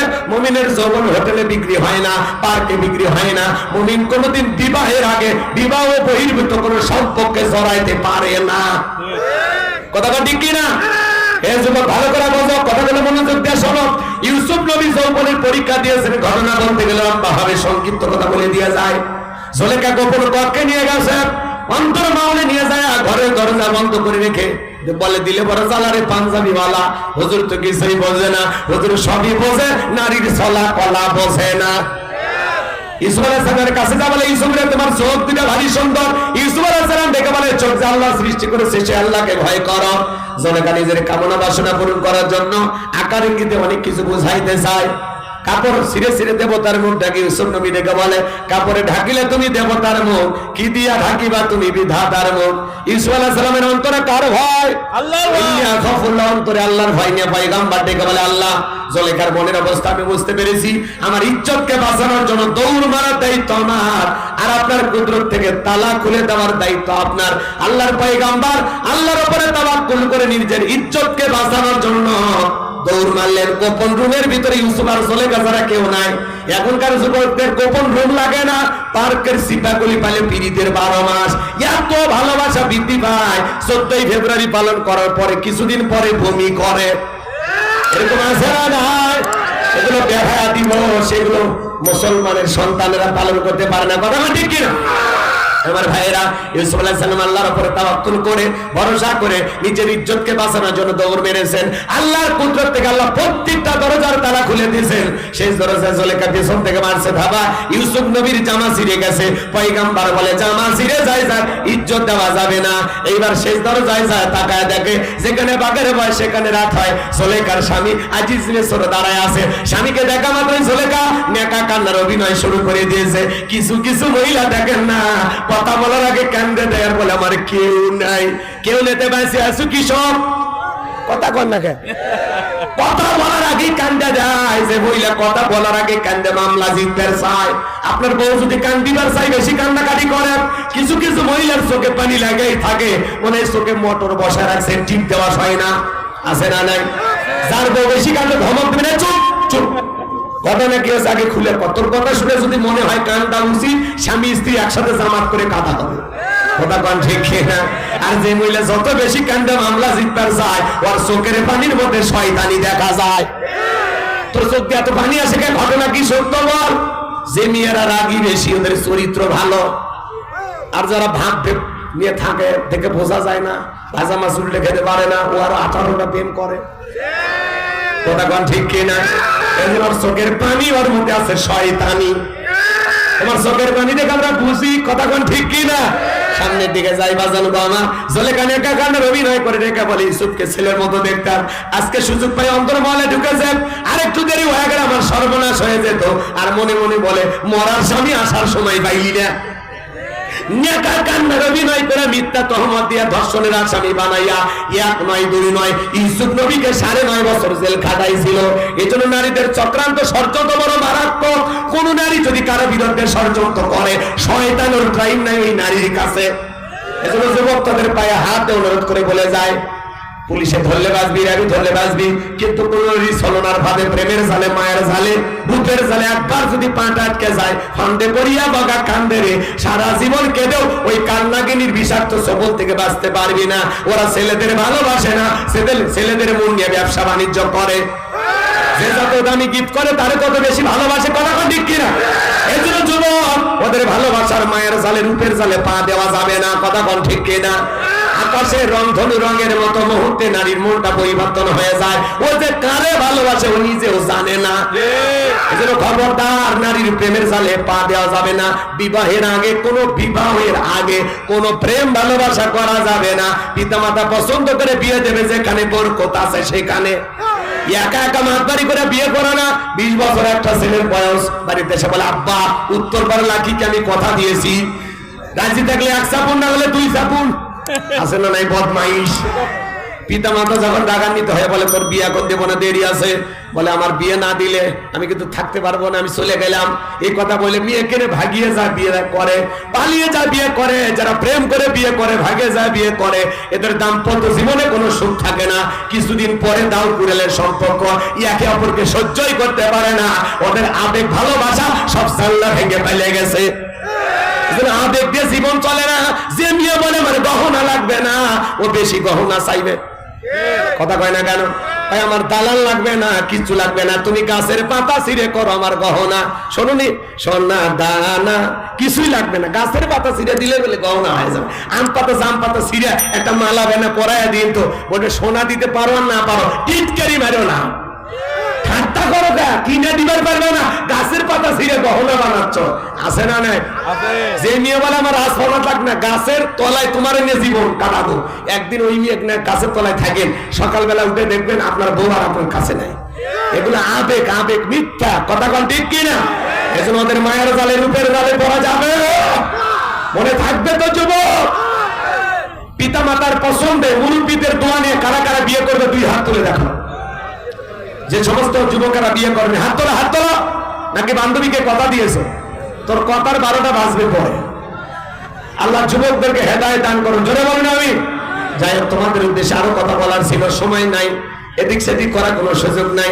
5 আর 6 নাম্বার গুণাবলী, আল্লাযীনা হুম লিআমানাতিহিম ওয়া আহাদিহিম রাউন। 5 নাম্বার হলো আমানত রক্ষা করা। এই জীবনটা আমানত, ছেলে মেয়ে আমানত, বক্তার কাছে শ্রোতার আমানত, শিক্ষকের কাছে, জাহাঙ্গীর স্যারের কাছে তার ছাত্র ছাত্রী আমানত, নেতার কাছে তার জনগণ আমানত, কথা কয় না, মেম্বারের কাছে ওয়ার্ডবাসী আমানত, চেয়ারম্যানের কাছে ইউনিয়নবাসী আমানত, এমপির কাছে নির্বাচনী এলাকার মানুষ আমানত, মাননীয় প্রধানমন্ত্রীর কাছে 18 কোটি জনগণ হলো আমানত। 5 নাম্বার আমানত রক্ষা করা। 6 নাম্বার ওয়াদা প্রতিশ্রুতি রক্ষা করা। মুমিন মুখে যা বলে অন্তরে তা বিশ্বাস করে, কাজে তা বাস্তবায়ন করে। মুমিন কোনদিন প্রতিশ্রুতি ভঙ্গকারী হতে পারে না। 7 নাম্বার হলো ওয়াল্লাযীনা হুম আলা সালাওয়াতিহিম ইউহাফিজুন। 7 নাম্বার গুণাবলী হলো যারা নিজেদের সালাত যত্ন সহকারে আদায় করে। যে ব্যক্তি আসরের নামাজ পড়ার পরে মসজিদে মাগরিব পর্যন্ত মনটা টাঙানো থাকে, মাগরিব পড়ার পরে এশা পর্যন্ত মনটা টাঙানো থাকে। শুধু একা নামাজ পড়লে হবে না, স্ত্রী পরিবার পরিজন ছেলে মেয়ে যারা আছে ওদেরকেও নামাজি বানানো দরকার আছে না নাই? একটা পরিবারে 4 জন সদস্য, সবাই যদি নামাজ পড়ে ভালো লাগে না, খারাপ লাগে? পৃথিবীর সফল বাবা তারা, যে বাবা তার ছেলের হাত ধরে মসজিদে নিয়ে যায়। আজকের শিশু আগামীর বাংলাদেশ, কথা কোন ঠিক কিনা? আমাদের ভবিষ্যৎ প্রজন্ম যারা আছে এদেরকে নামাজি বানানোর দরকার আছে না নাই? দরকার আছে না নাই? ছোট ছোট বাচ্চা মসজিদে গেলে অনেক মুরব্বী ধমক দেয়, রাগান্বিত হয়। চাচা গো, ছোট বাচ্চা মসজিদে গেলে ধমক দেওয়া যাবে না, রাগারাগি করা যাবে না। ছোট বাচ্চা মসজিদে ট্যাপ চালু করে পানি নষ্ট করে, কাতারে ফাঁক দিয়ে লাফালাফি করার, ওর বয়সটাই দৌড়ানোর লাফালাফি করার, নাকি আপনি 70 বছরের মুরব্বী লাভ দেবেন? আর আপনি যদি লাভ দেন আপনার হাতের নাটি স্ক্রু কোনো কিছু খুঁজে পাওয়া যাবে? কথা কয় না কেন? যেন ছোট বাচ্চা মসজিদে গেলে ধমক দেওয়া যাবে না, ভালোবেসে তাদেরকে নামাজি বানাইতে হবে। আপনি মারা যাবেন, এই বাচ্চারা একদিন মসজিদ আবাদ করবে। কথা বলে না কেন? যাই হোক, একেবারে সময় হয়ে গেছে, আর কথা বাড়ানোর কোনো সুযোগ নাই। এই 7টা গুণাবলী যদি আমল করতে পারি, উলাইকা হুমুল ওয়ারিসুন আল্লাযীনা ইয়ারিসুনাল ফিরদাউস হুম ফিহা খালিদুন। আল্লাহ বলে তারা উত্তরাধিকারী হবেন জান্নাতুল ফিরদাউসের, সেখানে তারা চিরকাল বসবাস করবেন। আল্লাহ কোনোদিন জান্নাত থেকে বের করে দেবেন না। চিৎকার মেরে বলেন সুবহানাল্লাহ। আগামীকাল মাহফিল আছে গদখালি বলি যে আপনার মাহফিল। আগামীকালকে আমার মাহফিল আছে গদখালি, চেনেন তো নাকি? দিনের বেলায় ওখানে যদি আসেন নতুন কোন বিষয় নিয়ে আলোচনা হবে ইনশাআল্লাহ। কবুল করেন, জোরে বলেন আমিন। আল্লাহুম্মা আমিন। রব্বানা যালামনা আনফুসানা ওয়া ইল্লাম তাগফির লানা ওয়া তারহামনা লানাকুনান্না মিনাল খাসিরিন। পায়রানাঙ্গা আলহাস শাহরা জামান হাফিজিয়া মাদ্রাসার উদ্যোগে আজকের ঐতিহাসিক তাফসীর কোরআন মাহফিলের সভাপতি আসাদুল আমিন দোলনকে কবুল করেন। রব্বুল আলামিন আলোচনা করেছেন আশফাকুজ্জামান খান রনি ভাই, আল্লাহ তোমার গোলামকে তুমি কবুল করো। হযরত মাওলানা মুফতি আকবর হোসেনকে কবুল করেন। রব্বুল আলামিন আল্লাহ তাআলা তার বাবা মারা গেছে, রনি ভাইয়ের বাবার কবরকে জান্নাতের বাগান বানায়া দেন। তার গর্ভধারিণী মা তাকে সুস্থতার সহিত নেখায়াদার করেন। রনি ভাইয়ের পরিবারের উপর খাস রহমত বরকত নাজিল করেন। কলিজার টুকরা সন্তানকে দ্বীনের জন্য কবুল করে নেন। এই মাদ্রাসার জন্য তারা যেভাবে অর্থ টাকা পয়সা খরচ করেন, এমন দৃশ্য বাংলাদেশের আমি অনেক জেলায় যাই দেখি না। হুজুরকে 5000 টাকা দেয়, হাফেজদেরকে টাকা দেয়। আরে এভাবে মানুষকে ভালোবেসে যারা দিতে পারে, আল্লাহ গো এই দানগুলো কবুল আর মঞ্জুর করে নাও। এই টাকার বিনিময়ে কোটি কোটি টাকার মালিক বানায় দাও, দুনিয়া আখিরাতে ইজ্জত সম্মান বানায় দাও। আমার জাহাঙ্গীর স্যারকে কবুল করে নাও। যে বাড়িতে খানা খাইলাম বসলাম, ওই বাড়ির অনেক আত্মীয় স্বজন কবরে চলে গেছে, তাদের কবর জান্নাতের বাগান বানায় দেন। ওই বাড়ির উপর খাস রহমত বরকত নাজিল করেন। হে রব্বুল আলামিন, এই মাহফিলের সভাপতি আল্লাহ তোমার গোলামকে তুমি কবুল করে নাও। আল্লাহ তার পিতা মাতা কবরে চলে গেছে, মাফ করে দাও। আমরা যারা হাত তুলে ধরেছি, অনেকের মা নাই বাবা নাই, কবরে চলে গেছে, পিতা মাতার কবরে জান্নাতের বাগান বানায়া দেন। রব্বির হাবহুমা কামা রব্বায়ানি সগীরা ওয়া রব্বির হাবহুমা কামা রব্বায়ানি সগীরা। আমাদের আত্মীয় স্বজন পাড়া প্রতিবেশী যারা কবরে চলে গেছে, মাফ করে দেন, কবরগুলো জান্নাতের বাগান বানায়া দেন। পিতা মাতা যাদের বেঁচে আছে, পিতা মাতার খেদমত করে তাদের মধ্যে হাসি ভরে জান্নাত অর্জন করার তৌফিক দিয়ে দেন। হে রব্বুল আলামিন, আমরা আজকের মাহফিলে নগদে বাকিদের যত মানুষ টাকা পয়সা দান করেছে, আল্লাহ কবুল করে নাও। কোরআনকে ভালোবেসে এক পারার জন্য 1000 করে টাকা যত ভাইরা লিখে দিয়েছে, আল্লাহ তুমি কবুল করে নাও। কোরআনের সুপারিশ ভাগ্যে জুটাইয়া দিও, দয়ার নবীর সাথে একই জান্নাতে কবুল করে নিও। জোরে বলেন আমিন। আল্লাহ তাআলা 6 জন হাফেজ রে মাথায় সম্মানের পাগড়ি পরায় দিলাম, মৃত্যু পর্যন্ত কোরআন সিনার ভিতরে ধরে রাখার তৌফিক দিয়ে দেন। আল্লাহ বাচ্চাদেরকে যারা খাওয়ায় জাগি রেখে, আল্লাহ তাদের বাড়ির উপর খাস রহমত বরকত নাজিল করেন। এখন অনেক বাচ্চার খাবারের ব্যবস্থা হয় না, আল্লাহ ব্যবস্থা করে দেন। এই মাদ্রাসার ওস্তাদ ছাত্রদের কবুল করেন। মাদ্রাসার প্রতিষ্ঠাতা রনি ভাইয়ের হায়াত দান করেন। আল্লাহ তার কলিজার টুকরা সন্তানদের হায়াত বাড়ায় দেন। আল্লাহ তার ছেলেকে দ্বীনের জন্য কবুল করে নেন। তার কর্মধারী মাকে সুস্থতার সহিত হায়াত দান করেন। আল্লাহ তাআলা আল্লাহ শাহরা জামানকে তুমি কবুল করে নাও। হযরত ফাতেমার সাথে একই জান্নাতে কবুল করে নাও। কষ্ট করে যারা কোরআন শোনার জন্য ছুটে এসেছেন, সবাইকে নিরাপদে বাড়ি পর্যন্ত পৌঁছার তৌফিক দেন। পুলিশ কমিশনার জনাব হাবিবুর রহমান হাবিব সাহেবকে আল্লাহ কবুল করে নেন। স্থানীয় প্রশাসন, স্থানীয় নেতৃবৃন্দ যারা সহযোগিতা করেছেন, আল্লাহ সবাইকে দুনিয়া আখিরাতের উত্তম জাযা দান করেন। এলাকাবাসীর উপর খাস রহমত বরকত নাজিল করেন। সবাইকে 5 ওয়াক্ত নামাজি বানায় দেন। মা বোনদের পর্দা করার তৌফিক দেন, নামাজি বানায় দেন। স্বামীর খেদমত করার তৌফিক দেন। তাদের দাম্পত্য জীবনকে হযরত আলী আর ফাতেমার মতো কবুল করেন। লাইটিং, মাইটিং, পোস্টার, ব্যানার, ডেকোরেটর ভাইরা সহ, মিডিয়ার ভাইরা সহ যারা যেভাবে মাহফিলকে বাস্তবায়ন করার জন্য সহযোগিতা করেছেন, সবাইকে দুনিয়া আখিরাতের উত্তম জাযা দান করেন। মিডিয়ার ভাইদেরকে ইসলাম প্রচারের সাথে ভালোভাবে কাজ করার তৌফিক দেন। যারা আলেমদের ওয়াজের পাশে আজেবাজে তানবির তৈরি করে, আল্লাহ তাদেরকে আপনি হেদায়েত দান করেন, সঠিক বুঝ দান করেন। হে রব্বুল আলামিন, আল্লাহ তাআলা আগামী কালকে গদখালি যে মাহফিল আছে, আল্লাহ কবুল করে নেন। যারা যাবে, আল্লাহ তাদেরকে নিরাপদে যাওয়ার তৌফিক দান করেন। যারা কষ্ট করে আজকের মাহফিল শুনেছেন, সবাইকে নিরাপদে বাড়ি পর্যন্ত পৌঁছার তৌফিক দেন। আল্লাহ সবাইকে দুনিয়া আখিরাতের উত্তম জাযা দান করেন। রব্বুল আলামিন জীবনে আর কোনোদিন যদি এলাকাবাসীর সাথে দেখা না হয়, এই মুখগুলো জান্নাতের সিঁড়িতে পরিচয় করে দিও আল্লাহ। আল্লাহ তাআলা এই এলাকার মানুষের সাথে জান্নাতে পরিচয় করে দিও। আল্লাহ ফিলিস্তিনি মুসলমানদেরকে বিজয় দান করো। আল্লাহ নেতানিয়াহু সহ সমস্ত জালেমদেরকে পরাজিত করো, তামাম পৃথিবীর সমস্ত জালেম নেতাদেরকে ধ্বংস করে ইমানদারদেরকে বিজয় দান করো, বাংলাদেশের মসজিদ মাদ্রাসা কবুল করো, হক্কানি উলামায়ে কেরামদের কবুল করো, দেশি বিদেশি সকল ষড়যন্ত্রের হাত থেকে আমাদের প্রিয় মাতৃভূমি বাংলাদেশকে আল্লাহ হেফাজত করো। আমার সাদিক ভাই, হারুন ভাই, আব্দুর রহিম ভাইকে আল্লাহ কবুল করো। আল্লাহ তাআলা আমি একটি মাদ্রাসা বানাইছি, আমার মাদ্রাসায় 13 জন এতিম বাচ্চা, আল্লাহ তাআলা কয়েকজন গরিব বাচ্চা যাদের থাকা খাওয়া চিকিৎসা পোশাক ফ্রি 50 জনের মতো ছাত্র আছে, আল্লাহ আমার মাদ্রাসাকে কবুল করে নেন। মাদ্রাসার পাশাপাশি মসজিদ বানাবো, গণকবরস্থান বানাবো, তোমার এই গোলামের স্বপ্নগুলো তুমি পূরণ করে দিও আল্লাহ। আমাদের সবাইকে জীবনে একটাবার খানায় কাবায় যাওয়ার সুযোগ করে দিও, রাসূলের রওজা পাকে দাঁড়িয়ে সালাম দেওয়ার সুযোগ করে দিও আল্লাহ। প্রত্যেকের ক্ষেত খামার ব্যবসা করে বরকত দিয়ে দাও। জাহাঙ্গীর স্যার তার পরিবারের সদস্যটিকে হজে যাবেন, তার প্রিয়তম স্ত্রীকে সেফায়ে কামিলা আজেলা দান করেন, তার মার কবরকে আল্লাহ জান্নাতের বাগান বানিয়ে দেন আল্লাহ। এই মাহফিল বাস্তবায়ন করার জন্য আমার রনি ভাই সহ যারা অক্লান্ত পরিশ্রম করেছেন, মাথার ঘাম পায়ে ফেলেছেন, আল্লাহ সবাইকে দুনিয়া আখিরাতের উত্তম জাযা দান করেন। মৃত্যু পর্যন্ত আল্লাহ তাআলা আয়োজন করা তৌফিক দান। তার চাচা অন্ধকার কবরে চলে গেছেন, জালালউদ্দিন, আল্লাহ তার কবরকে জান্নাতের বাগান বানায় দিও। সুবহান রাব্বিকা রাব্বিল ইজ্জাতি আম্মা ইয়াসিফুন ওয়া সালামুন আলাল মুরসালিন ওয়ালহামদুলিল্লাহি রাব্বিল আলামিন। মৃত্যু যখন আসবে দয়ার নবীর চাঁদ মুখখানা দেখতে দেখতে জবানে জারি করে দিও লা ইলাহা ইল্লাল্লাহু মুহাম্মাদুর রাসূলুল্লাহ সাল্লাল্লাহু আলাইহি ওয়াসাল্লাম। আসসালামু আলাইকুম ওয়া রাহমাতুল্লাহি ওয়া বারাকাতুহু।